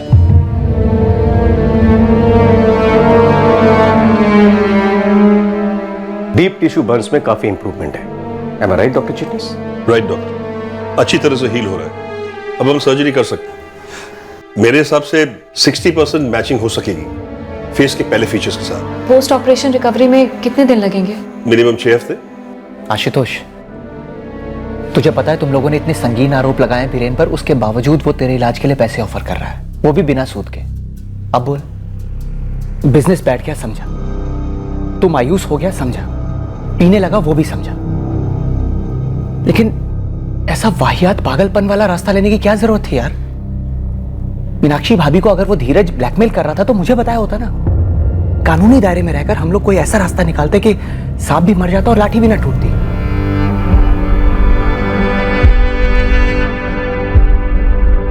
मीनाक्षी कैसी है? याद आ रही है उसकी, डर लग रहा है उसके बिना। मुझे उससे मिलना है। अंकिता और मैं मीनाक्षी भाभी की जमानत कराने की पूरी कोशिश कर रहे हैं। उन्हें मजबूत बने रहना है और मैं भी उनके लिए मजबूत बनी रहूंगी। काश ये मजबूती आपने धीरज के ब्लैकमेलिंग के सामने हिम्मत से डील करने में दिखाई होती दीदी, तो शायद आज ये दिन आता ही नहीं। तेरे लिए कहना बहुत आसान है, ऐसा करना चाहिए था, वैसा करना चाहिए था। एक बार खुद को मेरे जगह रख कर तो देख, तब समझ आएगा मुझ पर क्या बीती है। ये मैं ही जानती हूँ। इससे पहले पुलिस भी जान जाए दी, कम से कम मुझे तो बता दो, क्या वाकई में उस दिन जीजू ने खुद को आग लगा ली थी? या सच्चाई कुछ और है?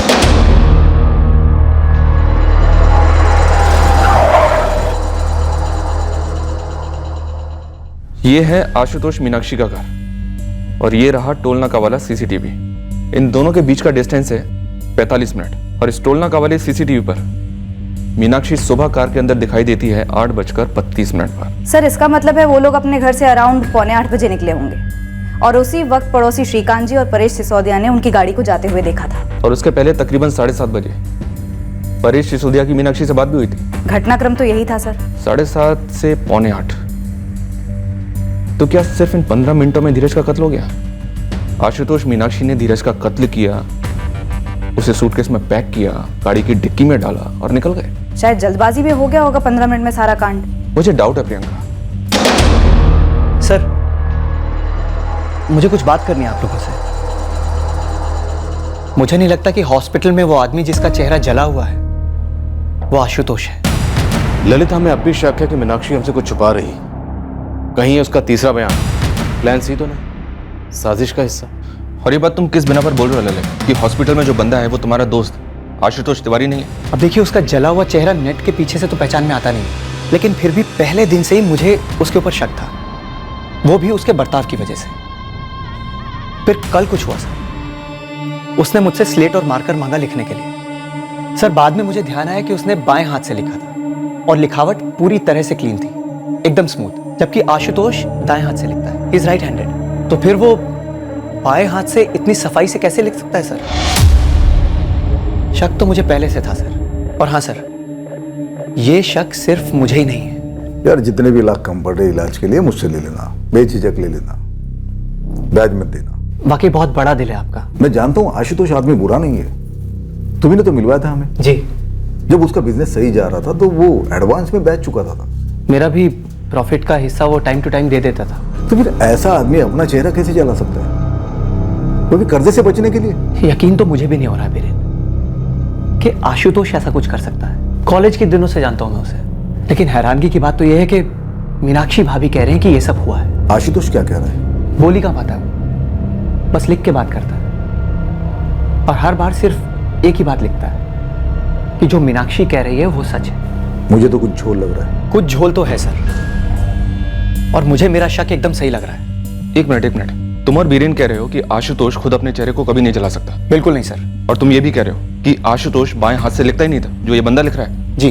तो हॉस्पिटल में जो आदमी है वो आशुतोष तिवारी या धीरज रायकर के अलावा कोई तीसरा तो हो नहीं सकता। अगर वो आशुतोष तिवारी नहीं है तो धीरज तो नहीं? कहीं मीनाक्षी और धीरज रायकर ने मिलकर आशुतोष का मर्डर तो नहीं कर दिया? हमने मीनाक्षी से सच सुनने की उम्मीद ही छोड़ दी थी। जिसका चेहरा जला था उस पेशेंट से भी सच की उम्मीद नहीं थी। और आशुतोष के माँ बाप, क्या उन्हें कोई शक था इस बारे में? क्या कह रहे हैं आप? वो आशुतोष नहीं का क्या मतलब है? वो आशुतोष ही है। सर हम अपने बेटे को नहीं पहचानेंगे? क्या आप दावे के साथ कह सकते हैं? ना तो आपने आवाज सुनी, ना चेहरा देखा। फिर भी हमारा आशुतोष हम तक अपना दर्द पहुंचा रहा है लिखकर। आप लोग पागल हो गए हैं क्या? सर, फॉरेंसिक डिपार्टमेंट का कहना है कि धीरज की मां गीता और पाई गई लाश की डीएनए मैचिंग रिपोर्ट आने में अभी वक्त लगेगा। कितना वक्त? ये तो नहीं बताया सर, पर कह रहे थे काफी वक्त लग सकता है। अगर लाश का डीएनए धीरज की मां के डीएनए के साथ मैच हो गया तो ये केस सॉल्व समझो, लेकिन अगर मैच नहीं हुआ तो फिर लाश के डीएनए को आशुतोष के पेरेंट्स के डीएनए के साथ मैच करना पड़ेगा और उसमें वक्त लग सकता है। सर, अगर जंगल में मिली हुई लाश धीरज की नहीं आशुतोष की है और हॉस्पिटल में जले हुए चेहरा वाला आदमी आशुतोष नहीं धीरज है, तो ये कितनी गहरी साजिश हो सकती है। एक सटीक तरीका है सर ये पता लगाने का कि जिस आदमी का चेहरा जला है असल में वो है कौन। नागरिक कार्ड? हाँ, हमारे हॉस्पिटल के रिकॉर्ड के लिए बहुत जरूरी है। आप लोगों ने आशुतोष का नागरिक कार्ड तो बनवाया होगा ना? हाँ बनवाया होगा। मीनाक्षी दीदी से पूछ कर देखती हूँ कहाँ होगा।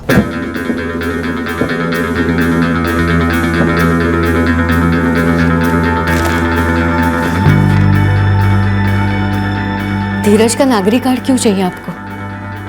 धीरज जिंदा है? इस वक्त हम कुछ भी नहीं कह सकते गीता जी। काफी कुछ ऐसा है जो मालूम नहीं हमें और जो हम मालूम करने की कोशिश कर रहे हैं। हाँ, अंकिता ने पूछा मुझसे कि सर्जरी से पहले आशुतोष का नागरिक कार्ड क्यों चाहिए। वो तो उसे पूछना ही था। जरूर मीनाक्षी को शक हुआ होगा। सर ये रहा आपका नागरिक कार्ड। गौरव ये एग्जाम नहीं ले रहे हम तेरा।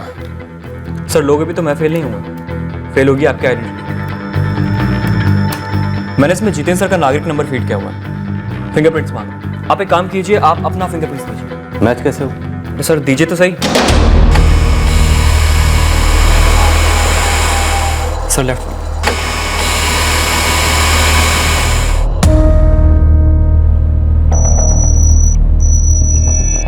वही तो मैं कह रहा था, मैच कैसे होगा? आपको एश्योरेंस देने के लिए मैंने इसमें जितेंद्र सर के नागरिक नंबर के अगेंस्ट आपके फिंगरप्रिंट्स जो कि मैच नहीं। जितेंद्र सर अब आपकी बारी।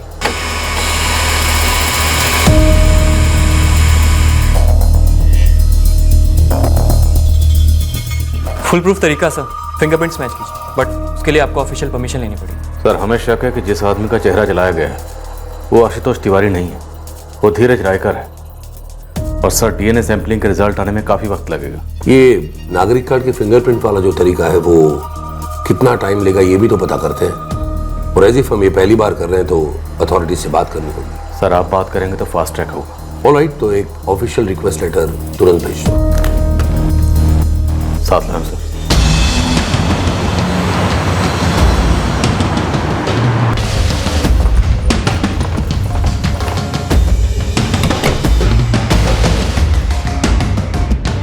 क्या बात है सर? आप लोग हमसे कुछ छुपा रहे हैं क्या? आप अब भी ये साबित करने पे अड़े हुए हैं कि आशुतोष तुमने और धीरज ने मिलकर तुम्हारे पति आशुतोष का कत्ल कर दिया। क्या? दरअसल धीरज ने सोचा नहीं था कि प्लान ए फेल होगा।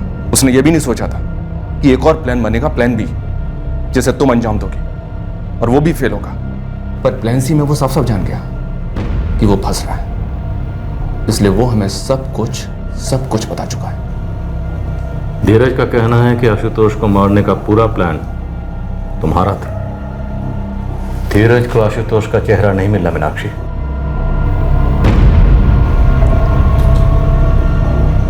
क्यों किया तुमने ऐसा दीदी? क्या धीरज ने ऐसा कहा कि ये सब प्लान मेरा था? हाँ। मैं नहीं मानती। अगर उसने ऐसा कुछ कहा है तो वो राजी कैसे हो गए? तुमने चीजों को जान से मार डाला, ऐसा ख्याल भी तुम्हारे मन में आया कैसे? अगर सबके ख्यालों पर मुकदमे चलते ना अंकिता, तो इस कमरे में सबको फांसी होती। आशुतोष मेरे लिए बहुत पहले ही मर चुका था, जब उसने सुबह की चाय के वक्त शराब पीना शुरू कर दिया था। जिस आशुतोष से मैंने प्यार किया था, शादी की थी, बच्चे किए थे, जीते जी मर चुका था। सर उसने कभी अपने बिजनेस को सुधारने की कोशिश नहीं की, क्योंकि उससे उसका पीने का बहाना छूट जाता। उसने मेरी और बच्चों की जिम्मेदारी छोड़ दी थी सर। मैं अपना भविष्य आशुतोष के साथ देख ही नहीं पा रही थी, और दूसरी तरफ था धीरज।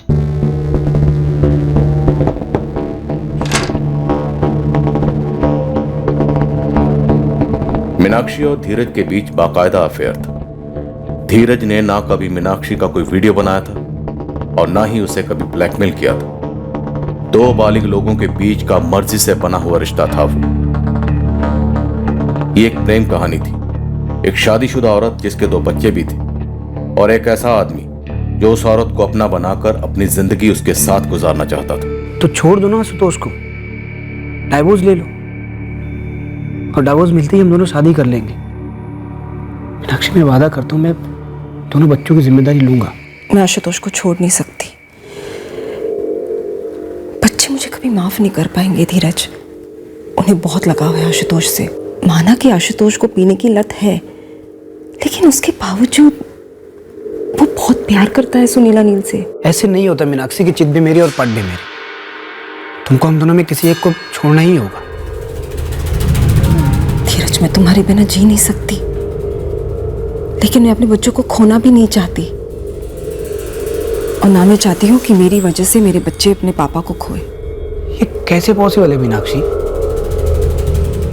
तो तुमने तय किया तुम अपने पति आशुतोष का चेहरा अपने प्रेमी धीरज को दोगी, धीरज को आशुतोष बनाओगी। इतना बचकाना, इतना बेवकूफ़ी वाला, इतना भद्दा आइडिया तुम्हारे दिमाग में आया कहाँ से? एक फिल्म में देखा था सर, हॉलीवुड की फिल्म थी। खैर, उसमें तो पूरा का पूरा चेहरा उठाकर किसी और को लगाया जाता है, लेकिन यहाँ पर भी डॉक्टर्स का कहना है कि 60% चेहरा फिर से पहले जैसा बनाया जा सकता है। धीरज मान गया तुम्हारे इस वाहियात प्लान का हिस्सा बनने के लिए? इतना खतरनाक, इतना बेहुदा प्लान? क्या मीनाक्षी, तुम पागल हो गई हो क्या? तुम मेरा चेहरा जलाओगी? हाँ, पहले मैं बच्चों को मम्मी के घर भेज दूंगी, फिर हम आशुतोष को मार डालेंगे, फिर तुम्हारा चेहरा जलेगा, फिर तुम आशुतोष बनोगे। चित भी मेरी, पट भी मेरी। मीनाक्षी, मैं तुमसे बहुत प्यार करता हूँ, लेकिन ये खतरनाक है, डरावना है ये। एक ही जिंदगी है धीरज, और हमने बारीकी से प्लानिंग की तो सब सही हो जाएगा। संभाल के जलाएंगे तुम्हारे चेहरे को, फिर डॉक्टर आशुतोष की तस्वीर से तुम्हें आशुतोष बना देंगे। बच्चों को उनका पापा मिलेगा, और मुझे मेरा धीरज।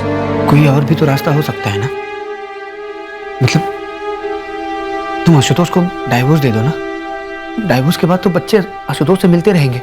आशुतोष के जीते जी सबको तकलीफ होगी। मेरी इस प्लानिंग से सब सही हो जाएगा, किसी को दर्द नहीं होगा धीरज। आशुतोष मरेगा और मैं जलूंगा, और तुम बोल रही हो कि किसी को दर्द नहीं होगा? जितना दर्द इस वक्त हो रहा है उससे तो कम ही होगा। आशुतोष नशे में होगा, सोया होगा, तब हम अपना काम कर देंगे। कहाँ थे तुम? 6 बज गए। यार 2 बार आके मुझे वापस जाना पड़ गया। क्यों? वो एक बुजुर्ग पड़ोसी है, बाहर निकल के यहाँ वहाँ देख रहा था, इसलिए मुझे छुपना पड़ा। सूरज निकलने से पहले हमें अपना काम पूरा करना पड़ेगा, वरना सारी दुनिया बाहर निकलनी शुरू हो जाएगी।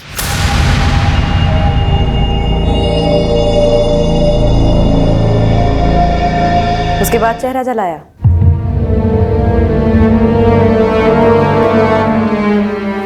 ये आसान नहीं होगा, तकलीफ होगी। तकलीफ कौन सा कम है अभी, लेकिन इससे हमारे अभी के जो हालात है वो जरूर सुधर जाएंगे। तैयार हो, हमारे पास एक यही रास्ता है। संभाल के जलाना, पूरा फेस जलने से पहले बुझा देना।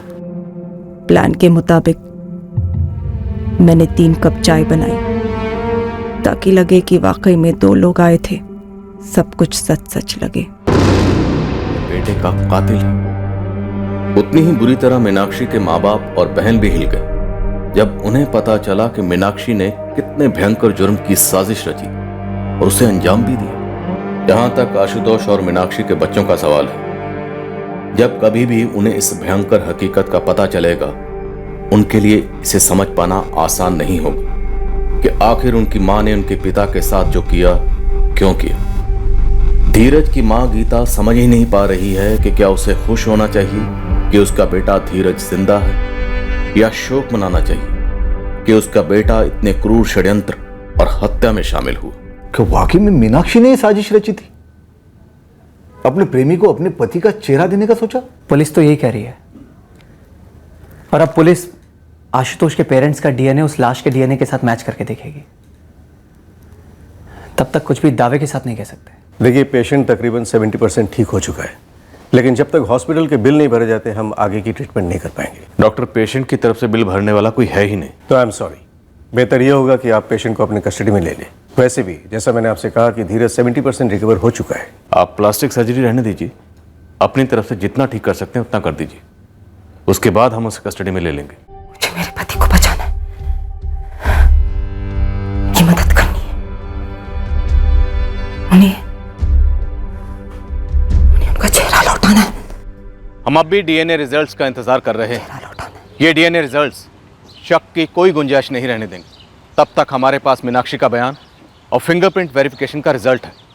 डीएनए रिजल्ट्स आते ही हम एक ठोस केस बना पाएंगे। ये किसी की भी समझ या कल्पना से भी परे है कि कोई अपनी मंजिल तक पहुंचने के लिए इतना विकृत, इतना खतरनाक रास्ता कैसे चुन सकता है। और ये मंजिल क्या थी? जिंदगी भर का साथ। क्या एक जान लेने के बाद, एक चेहरा इस तरह बिगाड़े जाने के बाद कोई प्यार भरा रिश्ता मुमकिन था? मीनाक्षी के सामने एक आसान ऑप्शन था कि वो अपने पति आशुतोष के साथ अपने रिश्ते को तोड़कर आगे बढ़े, पर वो ऐसा नहीं करना चाहती थी। तो फिर ये क्यों? जब हम कोई मंजिल हासिल करने के लिए निकलते हैं, तब सिर्फ मंजिल नहीं बल्कि मंजिल तक पहुंचने की कोशिशें भी मायने रखती हैं। हम सफ़रों के इरादे भी मायने रखते हैं। क्या तारीख में या वर्तमान में एक ऐसा उदाहरण है जहां गैर कानूनी और अनैतिक इरादे से किया गया काम बतौर मिसाल पेश किया जा सकता है, जिससे लोग प्रेरित हो सकते हैं? हमें गलत मिसालें कतई नहीं बनना है। किसी भी सूरत में गैर कानूनी, भ्रष्ट और अमानवीय साजिशों का सहारा नहीं लेना है। अगले हफ्ते फिर मिलेंगे एक नए केस के साथ। क्राइम पेट्रोल सतर्क। साहब, जानवी का घर उस तरफ है और जानवी इस तरफ से भागते हुए आ रही थी। वो लड़का भी उसके पीछे पीछे भाग रहा था, हाथ में चाकू लेकर। जानवी मदद के लिए चिल्ला रही थी। यहाँ आकर उसने पकड़ा और चाकू से वार पे वार करने लगा। 5 वार किए थे साहब, और उसके बाद वो लड़का जानवी का मोबाइल लेकर इस तरफ से भाग गया। चाकू के वार करने का टाइम था तुम्हारे पास, पर उस लड़के को पकड़ने की कोशिश तक नहीं की तुमने, या मूड नहीं था? साहब, कुछ सोचते कुछ करते इससे पहले सब हो गया। 10 सेकंड ही लगे होंगे कि सब कुछ खत्म। चेहरा ढका हुआ था उसका? जी नहीं साहब, मुझे तो लगता है कि वो मेन मार्केट से जानवी का पीछा करता आ रहा था।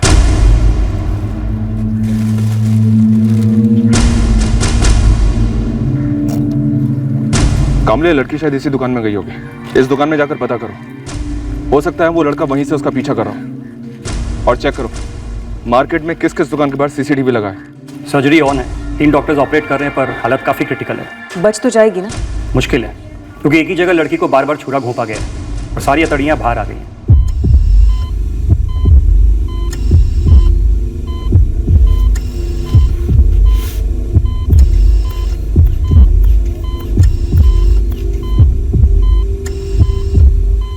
कल से जानवी की ट्रेनिंग शुरू होने वाली है लोनावाला में। किस चीज की? SY group of hotel management पे एज ए ट्रेनी सिलेक्ट हुई है। वो बोली होती थी ना, चाय बन गई है, पी के जा। बोले आई, मैं 10-15 मिनट में आती हूँ। आसपास के लोगों का कहना है कि जिस लड़के ने वार किया वो 20-22 साल का है, करीब जानवी की उम्र का। लेकिन वो था कौन? आपको किसी पर शक? ऐसा कोई निजी मामला या जानवी का कोई बॉयफ्रेंड हो?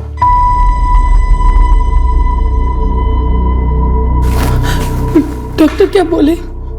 कुछ बोल नहीं रहे, जानवी को देखने भी नहीं दे रहे मुझे। सर, एक दुकान से फुटेज मिल गया जिसमें वो लड़का जानवी सावंत का पीछा कर रहा है चेहरा क्लियर दिख रहा है सर। फुटेज जल्दी भिजवाओ और आसपास की दुकानों में भी चेक करो, पता तो चले वो लड़का पीछा कहां से कर रहा था और कहां को भागा।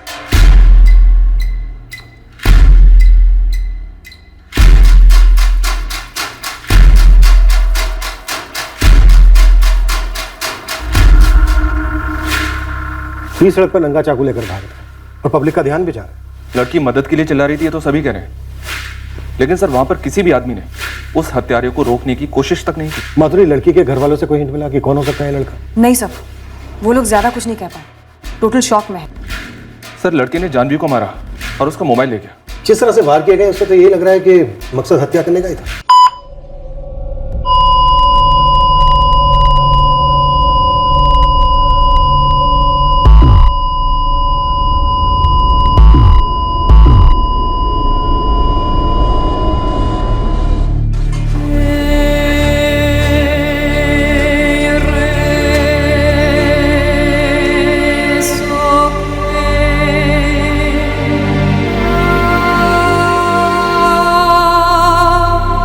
सब हॉस्पिटल से फोन था, जानवी समझ नहीं रही।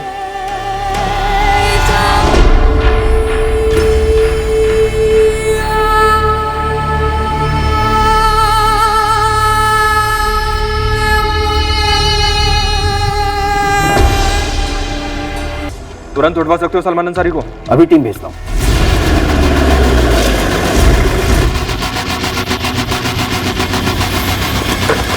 अरे क्या बात है साहब? अरे मुझे कहां ले जा रहे साहब? सलमान अंसारी की कस्टडी आपको सौंप दी है। आपके स्टेबर जावेद शेख की सारी डिटेल्स इस फाइल में।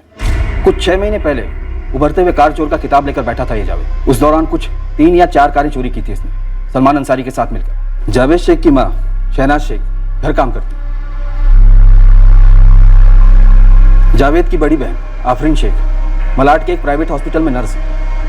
माधुरी, ये सब जावेद की मां और बहन दोनों को तुरंत ताबे में ले लो। इस सलमान अंसारी और जावेद शेख को हमने इसी साल जून में गिरफ्तार किया था। मेरा रोड स्टेशन के पास की सोसाइटी से इन दोनों ने एक गाड़ी उठाई थी।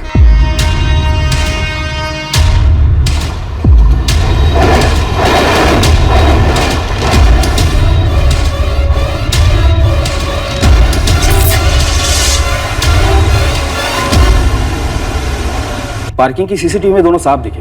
2 घंटों में धर लिया। ये सलमान और जावेद फुल टाइम चोर हैं या कुछ और भी करते हैं? वैसे सलमान पेशे से मैकेनिक है और आप जिसे ढूंढ रहे जावेद शेख, वो मोइन नगर के एक हार्डवेयर की दुकान में काम करता है। बस 10 मिनट तोड़ा, दोनों ने सब उगल दिया। बताया कि इससे पहले 3 कारें चोरी कर चुके थे। गाड़ियों के पुर्जे अलग करके चोर बाजार में बेच देते थे। जावेद ने जानवी का कत्ल करने के बाद उसका मोबाइल फोन भी लिया।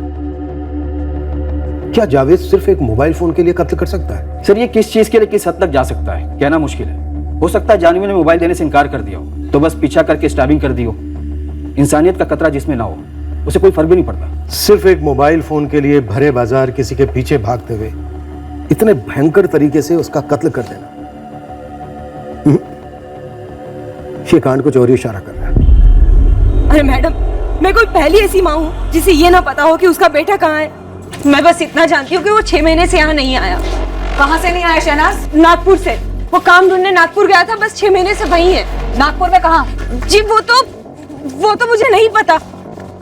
नहीं पता? ठीक है। और आफरीन तू बोलने का क्या लेगी? या दो कान के नीचे?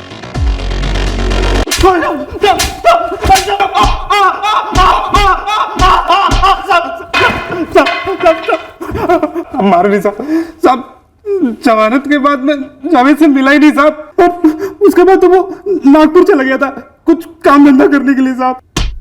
और 2 दिन पहले जावेद ने एक लड़की को मार डाला, उसका फोन लेकर भाग गया। कार वो तेरे साथ चुराता था, अब ये बता कि मोबाइल किस गैंग के लिए चुराता है? क्या बोल रहे हैं साहब? जावेद ने मर्डर कर दिया, वो भी मोबाइल के लिए? अतड़ियां बाहर निकाल दी लड़की की। देख सलमान सीधा हिसाब है, अगर जावेद नहीं मिला तो चार्जशीट तेरे नाम की बनेगी। अल्लाह कसम साहब, मैं नहीं जानता साहब कि जावेद इधर आया हुआ है। आपको जितना मारना मार लो साहब, लेकिन मैं सच बोल रहा हूँ साहब। सर जावेद ने जो मोबाइल जानवी से छीना था वो नंबर सिर्फ 4 दिन पुराना है। और जानवी का इससे पहले वाला नंबर, उसके रिकॉर्ड्स मंगवाए सर। लेकिन सर एक बात अजीब है, जानवी ने जो नया सिम लिया उसके केवल 4 दिन बाद उसका मर्डर हो गया। सिर्फ मोबाइल फोन छीना गया, पर्स वर्स कुछ नहीं। सर मुझे ऐसा लग रहा है कि ये सिर्फ एक मोबाइल चोरी का मामला नहीं है, बात कुछ और भी है। ऐसा क्या कुछ था उस मोबाइल के अंदर जो जावेद को उससे चाहिए था? और कितनी बार बताओ मैडम, मेरे को नहीं मालूम ये जानवी कौन है। जरूर कोई मेरे जावेद को फंसा रहा है। वो काहे को किसी लड़की का खून करेगा, और वो भी एक मोबाइल के लिए। कैमरा इंसान नहीं है शहनाज, झूठ नहीं बोलता वो। साफ साफ नजर आ रहा है तेरा बेटा जावेद जानवी के पीछे भाग रहा है। उसके हाथ में रामपुरी छुरी है। दिखाओ दिखाओ नहीं दिखाओ कोई फर्क नहीं पड़ता मैडम। मुझे मालूम है मेरा बेटा कभी किसी का कत्ल नहीं कर सकता। फोन चुरा सकता है, गाड़ी चुरा सकता है। और आफरीन तू अब भी साइलेंट मोड पर है। तू चार्जिंग पर डाल दूं या बैटरी चेंज कर दूं तेरी? जानवी ने अपने कत्ल से 4 दिन पहले अपना मोबाइल नंबर बदला। कोई खास कारण था? नो सर, ताई ने कोई खास कारण नहीं बताया था अपना मोबाइल नंबर चेंज करने का। 4449876656 सेव कर लिया रघु? अचानक नंबर चेंज क्यों ताई? कोई पैकेज मिला है क्या? हाँ, और इसमें डेटा सिंग डालने से भी सस्ता है, तू भी ले ले। चल बाय। बस इतना ही बोला था ताई ने। एक बार फिर से इसे देखिए, जावेद शेख नाम है इस लड़के का। शायद आपने कभी पहले भी देखा हो इसे। मैंने इसे पहले कभी नहीं देखा। दयाराम जी? नहीं, मैं इस लड़के को नहीं जानता। मेरी जानवी अपनी जिंदगी की पहली नौकरी की ट्रेनिंग पर जाने वाली थी। वो पढ़ी लिखी थी। उसका इस भयंकर मुजरिम से क्या ताल्लुक हो सकता है? कार चोरी की बात की तो बोलती बंद हो गई तेरी शहनाज। जावेद के जमानत के पैसे भी तो तूने ही दिए थे ना। कार चोरी किधर और किसी का कत्ल किधर मैडम? मैं अपने बेटे को जानती हूँ, वो किसी का खून नहीं कर सकता। अम्मी झूठ बोल रही है मैडम। जावेद ने मुझे फोन किया था। कब और कहां से फोन किया था उसने? और इस वक्त जावेद कहां है? वो हमें नहीं पता मैडम। जावेद ने मुझे फोन करके बस इतना बोला। आफरीन बोला ना मत पूछो अभी, बस अम्मी को ले और चली जाती। अभी क्या कांड किया तूने? हाँ आफरीन मैंने बोला ना मत पूछो अभी।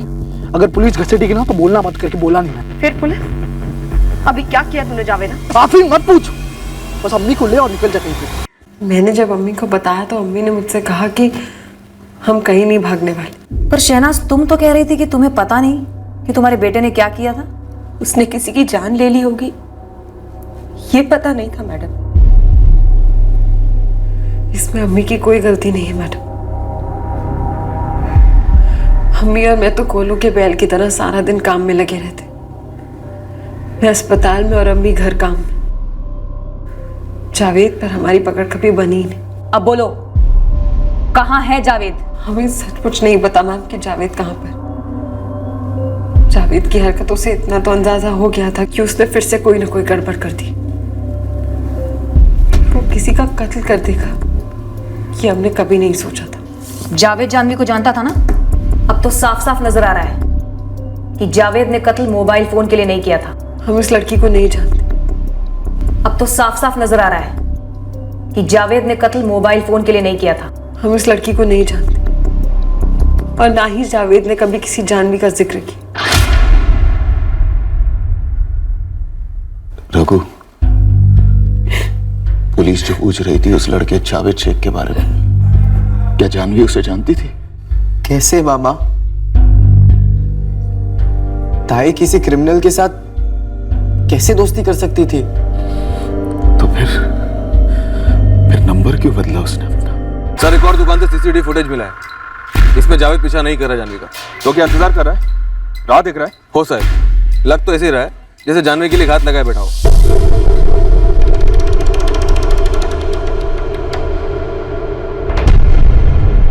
सर ये 2:45 बजे का फुटेज है और जानवी अपने घर से 3:15 बजे निकली थी। आई एम श्योर ये मर्डर सिर्फ मोबाइल फोन के लिए नहीं हुआ। आगे देखते हैं सर।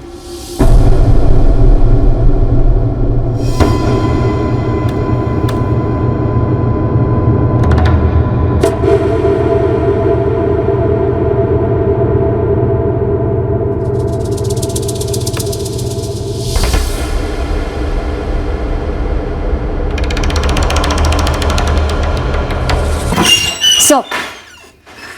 जावेद की बहन आफरीन ने पुणे का एक एड्रेस दिया है जहां जावेद हो सकता है। जावेद के चाचा अख्तर शेख वहां रहते हैं। माधुरी, चुपचाप सादे कपड़े में पुणे के लिए निकलो।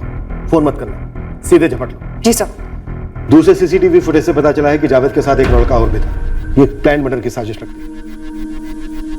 जावेद के साथ जो ये दूसरा बंदा है, शायद इसका काम जानवी पर नजर रखना था कि जानवी सोसाइटी से कब निकली, कहां तक पहुंची। सर जावेद खुद नजर नहीं रख रहा था, शायद इसलिए क्योंकि वो जानवी को पहले से जानता था। शायद इसका जवाब जानवी के पहले मोबाइल नंबर के रिकॉर्ड से मिले। उसके पहले नंबर की सीडीआर आज शाम तक आ जानी चाहिए। इस बंदे के बारे में शायद जावेद के साथीदार सलमान को कुछ पता हो, या फिर जावेद की फैमिली को।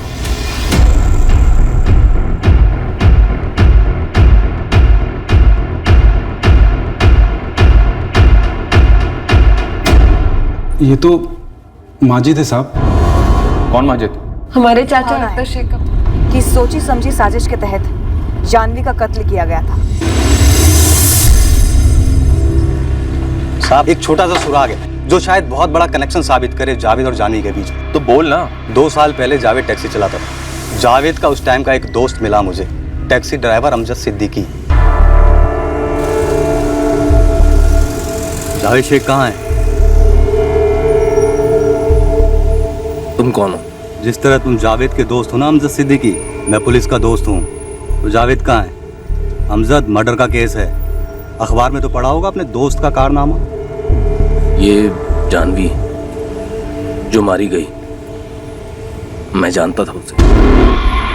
2 साल पहले की बात है जब पहली बार उसे देखा था।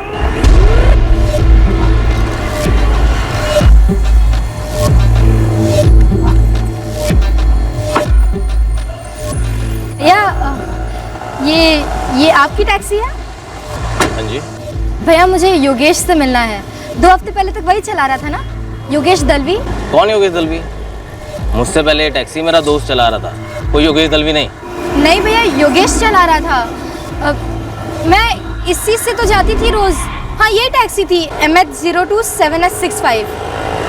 मैं 2 हफ्ते पहले तक रोज इसी टैक्सी से कॉलेज जा रही थी और ड्राइवर का नाम योगेश था। मैडम आपको गलतफहमी हो रही है।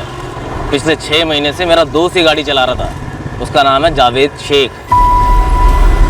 शायद आपके दोस्त ने योगेश को दी होगी। पर वो काय को देगा? हम एक टैक्सी वाले के लिए काम करते हैं। जावेद मेरा दोस्त है और वही चला रहा था ये टैक्सी। अभी 2 हफ्ते पहले उसने नौकरी छोड़ा तो सेठ ने मुझे दी चलाने को। आपका ये जो दोस्त है जावेद शेख, ये अब कहाँ काम करता है? मोईनगर बस डिपो के पास, वो हार्डवेयर की दुकान में। योगेश दलवी, ये नाम पहले कभी नहीं सुना था, इसीलिए अपने दिमाग को हॉर्न बजा कि कहीं साला जावेद इस लड़की को गोली तो नहीं दिया। मतलब लड़की पटाने के लिए उसने झूठा नाम बोला। यही सेम डाउट मेरे को हुआ, इसीलिए मैं उसी शाम को जावेद से जाकर पूछा। जावेद बताना कौन है योगेश दलवी? मैं। हाँ मैं। योगेश दलवी? हाँ।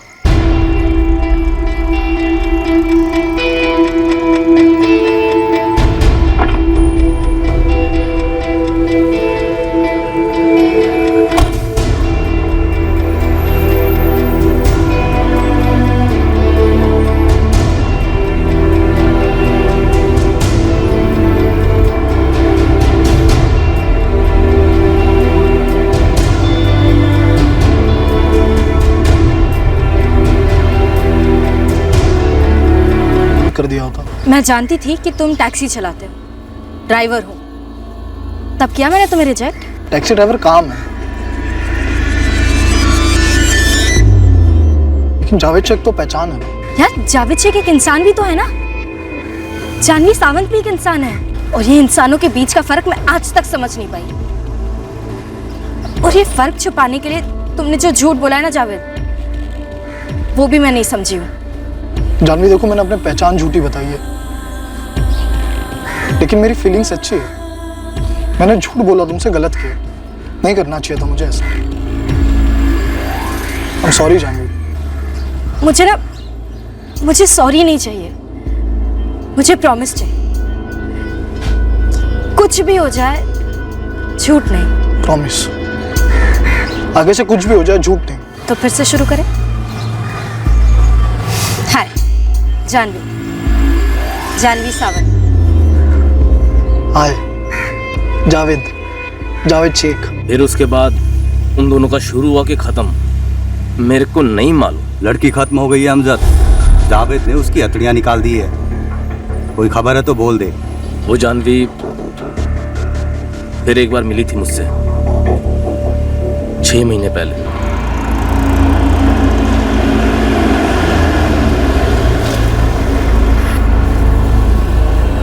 अमजद, जावेद कहाँ है? मैं 2 हफ्ते से उसे कॉल कर रही हूँ, वो फोन नहीं उठा रहा है। मैं शॉप पे भी गई थी, उसके बॉस ने बोला कि उसने जॉब छोड़ दी। झूठ नहीं बोलूंगा, जावेद जेल में है। क्या किया उसने? कार चुराई।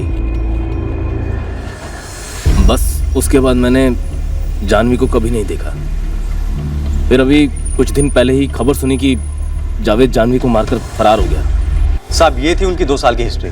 पर जावेद शेख का परिवार तो कहता है कि उन्होंने जानवी का नाम तक नहीं सुना, और जानवी सावंत की फैमिली भी यही कहती है कि वो जावेद को बिल्कुल नहीं जानते। सर, हम पुणे पहुंचे हैं। जावेद के चाचा अख्तर शेख के मोहल्ले की तरफ जा रहे हैं। यहाँ के लोकल खबरी ने टिप दी है कि जावेद का चाचा घर पर है, लेकिन उसका बेटा माजिद नहीं है और जावेद के होने की भी कोई खबर नहीं है। जावेद और जानवी का पास्ट हमारे हाथ में है। तुम तुरंत जावेद के चाचा को उठा लो, जैसे भी हो जावेद का पता निकालना है उसे। ये मेरा बेटा माजिद और ये मेरा भतीजा जावेद, लेकिन बात क्या है मैडम? एक मर्डर केस में वांटेड है जावेद और माजिद। ये क्या कह रहे हैं आप? ऐसा नहीं हो सकता। जानवी सावंत नाम है इस लड़की का, जिसे जावेद ने मार दिया है, और आपके बेटे माजिद ने जावेद का साथ दिया। माजिद तो जावेद के साथ नागपुर निकल गया था। हाँ। वहाँ जावेद ने नौकरी देख रखी थी माजिद के लिए। कब आया था जावेद यहाँ? वो 12 नवंबर को आया था यहाँ पूना। अब वो दोनों तो रात को ही निकल गए थे यहाँ से। माजिद को फोन लगाई जरा। अब मुझे समझ आ रही है आपकी चाल। टीवी पे खबरें हम भी देखते हैं। आप इस पूरे मसले को हिंदू मुसलमान का रंग देना चाहते हैं, है ना? आप सब मिलके उसको फंसा रहे हैं। हो ही नहीं सकता मेरी बच्ची और ऐसे लड़के के साथ। गलत है ये। आप बदनाम कर रहे हैं मेरी मरी हुई बेटी को। दयाराम जी, हमारा ऐसा कोई इरादा नहीं है, लेकिन ताज्जुब की बात है, 2 साल से जावेद और आपकी बेटी जानवी का अफेयर चल रहा था, पर आपको या जावेद के परिवार को इसकी भनक तक नहीं लगी। अगर भनक लगती तो क्या हम अपनी बच्ची को इस दलदल से बाहर नहीं निकाल लेते? मेरी बच्ची भोली थी, जरूर इस जावेद ने उसे फंसाया होगा। जानवी ने जो ये नंबर चेंज किया, कहीं उसकी वजह ये तो नहीं जावेद से बचने के लिए? ये हम तब तक नहीं कह सकते जब तक कि जावेद हमारे हाथ नहीं लग जाता। को लगता है कि हम लोगों में इतनी नफरत भरी हुई है कि हम किसी की जान ले लेंगे। आफरीन, तुम एक नर्स हो। अगर तुम जानवी के घाव देखती ना तो तुम खुद समझ जाती कि जावेद के हर वार में कितनी नफरत भरी थी। यही तो मैं समझ नहीं पा रही हूँ सर, किसने हमारे जावेद के अंदर इतनी नफरत, इतना जहर खोल दिया। नफरत का जहर उसी के अंदर खुलता है जिसके अंदर नफरत की प्यास भरी हो। जावेद की नफरत इतनी गहरी थी कि उसने बड़े आराम से, ठंडे बर्फीले दिमाग से इस कत्ल की साजिश रची। वो 12 नवंबर को नागपुर से पुणे गया, अपने चचेरे भाई माजिद को अपने साथ यहां लेकर आया, सिर्फ इस कत्ल के लिए। ऐसा जहर बाहर से नहीं, अंदर से उबलता है आफरीन, फिर बाहर निकलता है। अख्तर जी, अफसाना जी, आपको अंदाजा नहीं है कि बात कितनी फैल गई। मीडिया भी पीछे पड़ी, मामला सीरियस हो गया है। जावेद ने झूठा नाम लेकर जानवी को फंसाया और उसे मार दिया, और आपके बेटे माजिद ने इस कत्ल में जावेद का साथ दिया है। मैडम जी, हमें इसका अंदाजा नहीं था, और इस बात की तो बिल्कुल भी भनक नहीं थी कि जावेद कार की चोरी करता था। मैडम, हमारा माजिद ऐसा लड़का नहीं है, उसने आज तक कोई गलत काम नहीं किया। आप अपने सारे रिश्तेदारों को इत्तला कर दीजिए कि अगर जावेद और माजिद उनसे पनाह मांगने गए तो वो उन्हें वहीं रोक ले और तुरंत हमें खबर करें। ये पुलिस वाले हमारा जीना मुश्किल कर देंगे जब तक जावेद उनके हाथ नहीं लगता। जीना तो जावेद ने मुश्किल कर रखा है, इससे बदतर क्या हो सकता? अपनी जिंदगी में कुछ ना कुछ बनने की कोशिश तो हर कोई करता है, पढ़ाई करता है, अपने करियर के बारे में सोचता है, चाहे वो किसी भी तबके के लोग हों, कितने भी बुरे हालात में पैदा क्यों ना हुए। जिंदगी को संवारने की कोशिश तो हर कोई करता है। जावेद को स्कूल भेजा, उसे पढ़ाने की पूरी कोशिश की, और जावेद ने क्या किया? हमें कहां से आई ये गलत सोच जावेद के अंदर? हमें बहुत बुरा लगता है, इसलिए नहीं कि पुलिस वाले हम पे शक करते, बल्कि इसीलिए कि हमारे अपने ऐसे हालात पैदा कर देते हैं कि पुलिस वाले हम पे शक करें। उन्हें लगता है हम अपने गुनहगार लड़कों को छुपाते, हम भी झूठ बोलते हैं, हम भी उनके गुनाहों में शामिल हैं। और कोई लड़का नहीं मिला जानवी को? कुछ खिलाया पिलाया होगा, या तो ताई को ब्लैकमेल करता आ रहा होगा वो। लेकिन ब्लैकमेल करने जैसा क्या किया जानवी ने, और क्यों? अपना नाम गलत बताया उस लड़के ने, फिर भी ऐसे झूठ बोलने वाले लड़के पर भरोसा किया जानवी ने। 2 साल में पता नहीं चला किस तरह का लड़का है। गाड़ियां चोरी करता है, जेल जा चुका है। हम जैसे शरीफ लोगों का ऐसे अपराधियों से क्या लेना देना हो सकता? शायद 2 साल में जानवी को अपनी गलती का एहसास हो गया होगा। शायद वो भी उस जाल से बाहर निकलना चाहती होगी।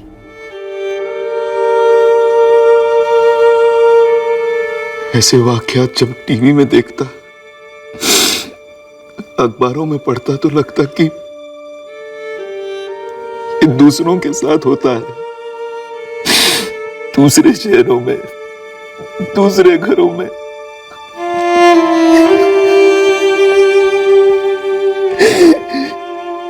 कभी नहीं सोचा कि हमारी फूल जैसी बच्ची ऐसी हरकत का शिकार बन जाएगी।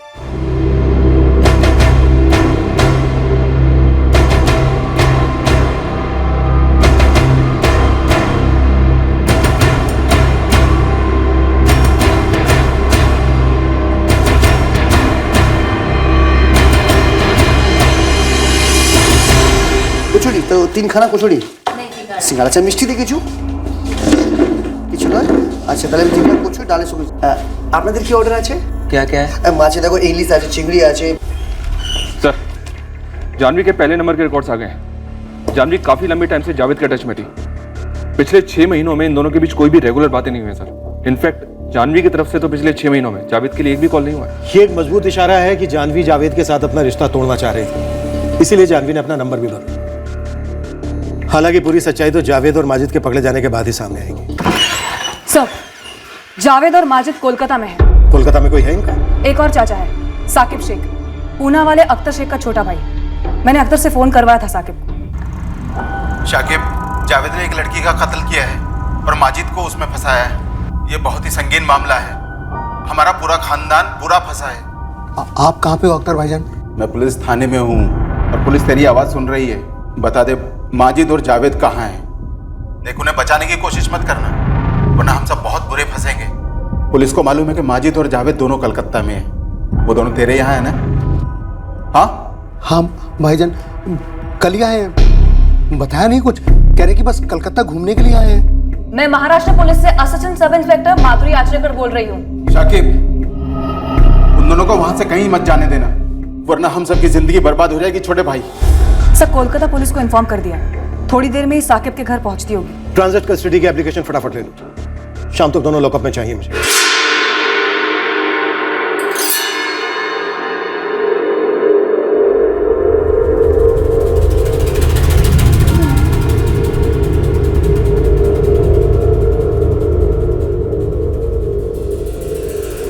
कलकत्ता ऐसे चले आए तुम लोग घूमने के लिए?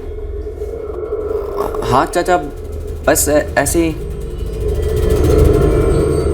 चाचा, आफरीन अम्मी में से किसी का फोन आया था क्या? नहीं, अगर फोन आया होता तो मैं बताता ना तुमको। अब तुम्हारी बात हुई क्या? सब खैरियत तो है ना? खैरियत तो नहीं है चाचा। अब विरार में ना पूना में और ना वापिस कोलकाता में। और सुबह के चाचा में और अभी के चाचा में फर्क नजर आ रहा है।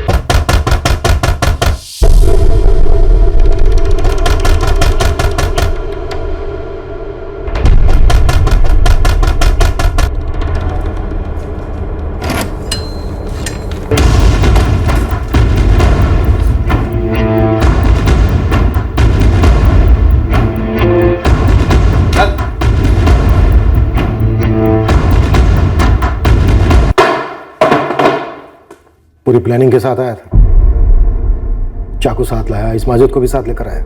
जानवी टाल रही थी मुझे, दूर दूर रह रही थी मुझसे। वो तेरे साथ रिश्ता आगे नहीं बढ़ाना चाहती थी। हाँ, और यही सही नहीं कर रही थी जानवी। देखो, टिश्यू पेपर नहीं हो ना, इस्तेमाल किया, कुचल कर फेंक दिया। हेलो जानवी, मुझे बहुत याद आ रही है तुम्हारी। हेलो हेलो, तुम सुन रही हो ना जानवी? क्या काम था जावेद? क्या बात है, मेरी आवाज़ सुनकर खुश नहीं हुई क्या तुम? ऑनेस्टली मुझे नहीं पता। ऐसे कैसे नहीं पता? तुम्हें पता है ना। ऐसे बिहेव मत करो जैसे तुम्हें कुछ मालूम ही नहीं है। अच्छा मैं बताऊं क्या हुआ है? मैं नागपुर में हूँ, नया जॉब लगा है मुझे। वो जो हार्डवेयर शॉप में कमा रहा था ना, उससे डबल पगार है और यहाँ तो खर्चा भी कम है। तरक्की हुई है मेरी। कॉन्ग्रेचुलेशंस। और कुछ? मैं जानता हूँ तुम्हारा पारा क्यों चढ़ा हुआ। मैं तुम्हें यहाँ बिना बताए नागपुर चला है इसलिए ना। जानवी, मैं तुम्हें सरप्राइज देना चाहता था। देखो वो क्या है ना, मैं झूठ, फिर से झूठ। यार कितना झूठ बोलोगे तुम जावेद? क्या झूठ जानवी? तुम जेल में थे कार चोरी करने के जुर्म में, और ये तुम्हारी पहली चोरी नहीं है, जानती हूँ मैं जावेद। हाँ मैंने कार की चोरी की, लेकिन वो मैंने हम दोनों के लिए की है ना। मैंने कहा था नहीं, मैंने मांगी थी कार तुमसे। ऐसी बात नहीं है जानवी, मैं हम दोनों के लिए पैसे जोड़ना चाहता हूँ, हम दोनों के फ्यूचर के लिए। जानवी का तो फ्यूचर सेट था ना सर, होटल मैनेजमेंट कर रही थी, टॉप की जॉब मिलती, स्कोप था आगे बढ़ने का। मेरा क्या, वही 5-6 हज़ार की नौकरी कर रहा था, बढ़ बढ़कर 8-10 हज़ार हो जाता, उससे ज्यादा क्या। ऐसे में तो कोई भी चाहेगा ना सर कि उसके पास काफी पैसा हो। अब कोई डिग्री विग्री थी नहीं मेरे पास, और बिजनेस करने का और कोई तरीका मालूम नहीं था। बिजनेस करना इतना आसान है क्या? और क्या बिजनेस करेगा तू? हार्डवेयर की शॉप डाल लेंगे या तो फिर मोबाइल की दुकान डाल लेंगे। दुकान डालने के लिए भी ना पैसा चाहिए होता है, लोन चाहिए होता है। वो कौन लोन देगा तुझे, और या फिर मुझे? क्यों नहीं देगा, पूरी दुनिया तो लोन लेती है यार। अपना नाम और मोइन नगर एरिया का पता डालेगा ना फॉर्म में, तो बैंक वाले देखना तो दूर, अपने ऑफिस में खड़ा तक नहीं करेंगे। क्या करूं सलमान, मुझे ना मेरे लाइफ में बहुत पैसा चाहिए, खुद का कुछ शुरू करना है, जिंदगी में ना ऊपर उठना है। एक काम हो सकता है। क्या? कोई भी धंधा शुरू करने से पहले रोकड़ा चाहिए, तो पहले रोकड़े का जुगाड़ करते और फिर कोई धंधा डालेंगे। कैसा जुगाड़? गाड़ी उठाते। गाड़ी की चोरी? इस समय एसयूवी की डिमांड मार्केट में बहुत ज़्यादा है, और मुझे गाड़ियों का पोस्टमार्टम करना बहुत अच्छे से आता है, और इस धंधे में इन्वेस्टमेंट सिर्फ अपना ये शातिर दिमाग है। पहली बार जब तुमने नाम के बारे में झूठ बोला था ना, मुझे तभी समझ जाना चाहिए था कि जो आदमी नाम गलत बता सकता है वो काम तो गलत कर ही सकता है। अभी तुम कुछ भी बोल रही हो, समझो मैंने जो किया हम दोनों के लिए किया, हम दोनों के फ्यूचर के लिए किया। देखो जावेद, तुम मुझे अपना एक्सक्यूज मत बनाओ, और एक बात समझ लो, हम दोनों के बीच में अब कोई रिश्ता नहीं है। कोई और है क्या तुम्हारी लाइफ में? अगर हो भी तो मैं तुम्हें क्यों बताऊं? यार तुमने मुझसे झूठ बोला, चोरियां की, जेल गए, मुझे ऐसी लाइफ नहीं चाहिए। एक बात समझ लो, हम दोनों के बीच अब कुछ नहीं है और ना कुछ हो सकता है। मैं प्यार करता हूँ तुमसे, मर जाऊंगा मैं तुम्हारे बगैर। और मुझे तुम्हारे साथ जिंदगी बितानी पड़ी तो मैं रोज मरूंगी किश्तों में, और मुझे ऐसी मौत का शौक नहीं है।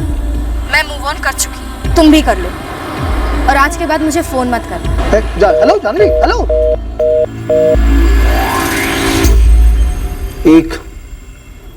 सिर्फ एक गलती की थी मैंने,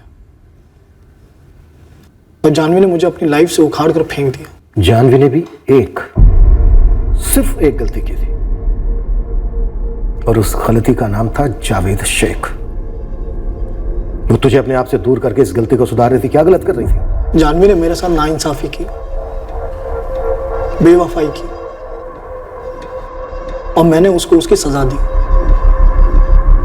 इसमें क्या गलत किया मैंने? देख जावेद, मेरे हिसाब से तुझे एक चांस उसे देना बनता है भाई। अगर वो मेरे से रिश्ता तोड़ रही है ना, तो चांस देना बनता है, लेकिन किसी और से जोड़ रही है और इसीलिए तोड़ रही है ना, फिर कोई माफी नहीं बनती भाई। पहले वहां चलकर पता तो करते हैं, फिर तू देख ले, मार दिया जाए या छोड़ दिया जाए। हाँ?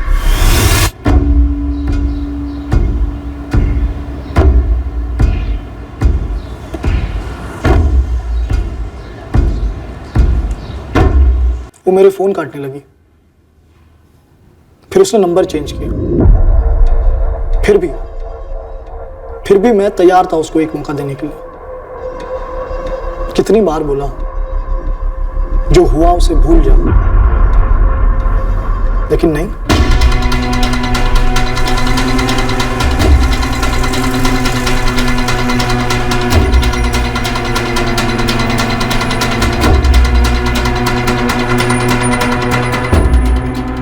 जावेद, जानवी भी घर से निकली है और इसी तरफ से आ रही है। यही सही समय है।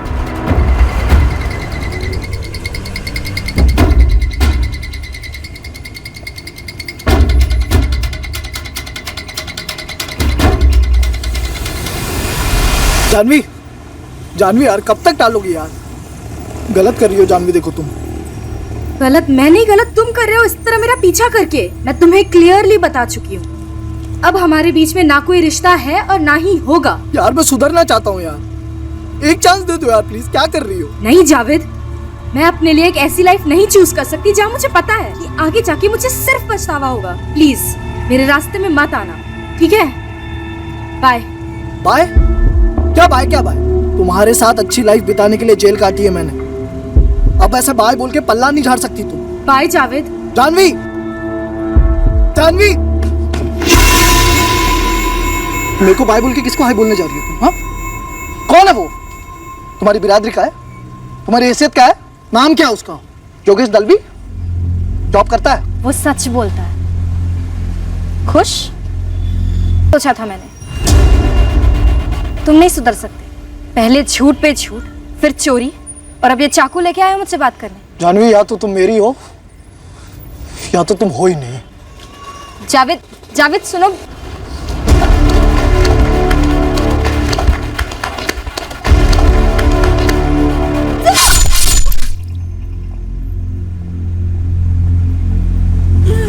हाँ, मैंने जानवी को मार डाला, उसका मोबाइल छिना ये जानने के लिए कि उसका नया बॉयफ्रेंड कौन है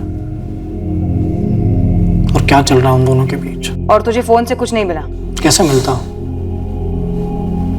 उसने सब कुछ मिटा दिया होगा। अपने आप से तो झूठ मत बोल जावेद। मैं सुधरना चाहता था, नई जिंदगी शुरू करना चाहता था जानवी के साथ। मेरा भी हक था। लाइफ इतनी सस्ती नहीं है ना कि कोई भी उठाकर फेंक दे। जैसे कि तूने माजिद की जिंदगी को फेंक दिया खतरे के दलदल में। और अपनी जिंदगी तो तूने पहले ही फेंक दी थी। जो भी हो, लेकिन जानवी मुझे ऐसे छोड़कर नहीं जा सकती थी। जानवी ने सही पहचाना था तुझे। बस जानवी की गलती ये थी कि उसने अपने इस डर को अपने घर वालों के साथ, अपने दोस्तों के साथ बांटा नहीं। शायद इसलिए क्योंकि उसे तुझसे डर नहीं था। उसे इतना तो पता था कि तू एक झूठे शख्स से एक चोर बन सकता है, लेकिन उसे इतना पता नहीं था कि तू इतना भी गिर सकता है कि एक चोर से एक खूनी बन सकता है, और खून भी उसी का करेगा। क्या हक बनता है अदालत का बीच में आने का? उसने मेरी बच्ची को मार डाला, मैं उसे मार डालना चाहता हूं। क्या अदालत मेरी बच्ची को मुझे लौटाने वाली? हम अदालत में मजबूत चार्जशीट फाइल करेंगे। कोर्ट जावेद को कड़ी सजा देगा। क्या गारंटी है सर कि कोर्ट उसे सजा देगी? हाँ, शायद कोर्ट उसके साथ नरमी से पेश आए, ये कहकर कि पहली बार उसने इतना भयंकर गुनाह किया। और ये मीडिया वाले भटके हुए नौजवान का लेबल देकर उसे सभी के सामने पेश करेंगे। शायद कुछ समय के बाद ये छूट भी जाए। ये खूनी आराम से अपनी जिंदगी जिएगा। पर क्या मुझे मेरी बेटी मिलेगी? जावेद हमारे लिए एक मुजरिम है, कोई भटका हुआ नौजवान नहीं। ये बात हम अदालत के सामने रखेंगे। मेरी बच्ची जिंदगी को गले लगाना चाहती थी। सिर्फ 20 साल की थी सर। वो आसमान को छूना चाहती थी। इस जावेद ने उसे बेरहमी से मार डाला। खुद के साथ साथ तूने माजिद को भी क्रिमिनल बना दिया जावेद। हमारे पूरे खानदान पर क्रिमिनल का ठप्पा लगवा दिया। मुझे जो सही लगा मैंने किया, उसका अंजाम क्या होगा ये मैंने नहीं सोचा। माना मैंने गलती की, माना मुझे नहीं मारना चाहिए था जानवी को, लेकिन जानवी को भी मुझे धोखा नहीं देना चाहिए था। उसका धोखा इतना चुभ रहा है तुझे, और तूने जो हमारे साथ धोखा किया है उसका जरा भी एहसास नहीं है ना तुझे? आज तेरी वजह से हम दोनों ईमानदार और मेहनत का शौर्य थे, खूनी की माँ और खूनी की बहन कहलाती। क्यों मारा तूने जानवी को? जान, क्या मिला तुझे उसे मारकर? सोच इस बारे में। वैसे भी यह बहुत वक्त है तेरे पास सोचने के लिए। जब कोई जुर्म होता है तब मुजरिम और पीड़ित के अलावा उनसे जुड़े लोगों को भी उसकी भरपाई करनी पड़ती है।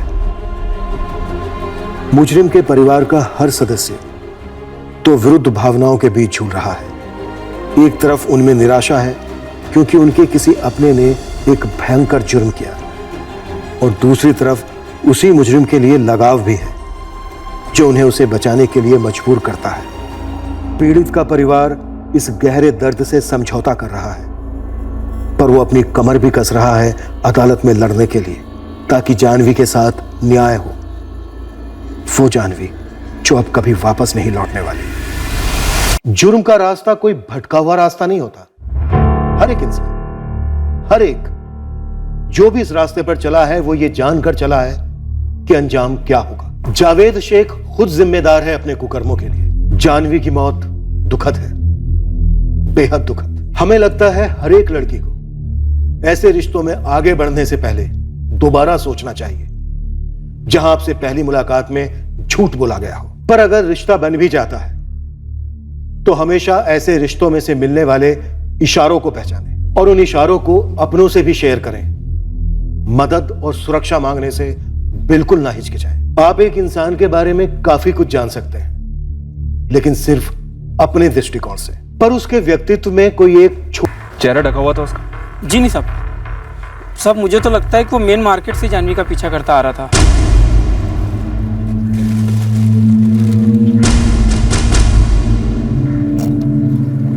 कामले, लड़की शायद इसी दुकान में गई होगी। इस दुकान में जाकर पता करो, हो सकता है वो लड़का वहीं से उसका पीछा कर रहा हो। और चेक करो मार्केट में किस किस दुकान के बाहर सीसीटीवी लगा है। सर्जरी ऑन है, 3 डॉक्टर्स ऑपरेट कर रहे हैं, पर हालत काफ़ी क्रिटिकल है। बच तो जाएगी ना? मुश्किल है, क्योंकि एक ही जगह लड़की को बार बार छुरा घोंपा गया है और सारी हथौड़ियां बाहर आ गई हैं।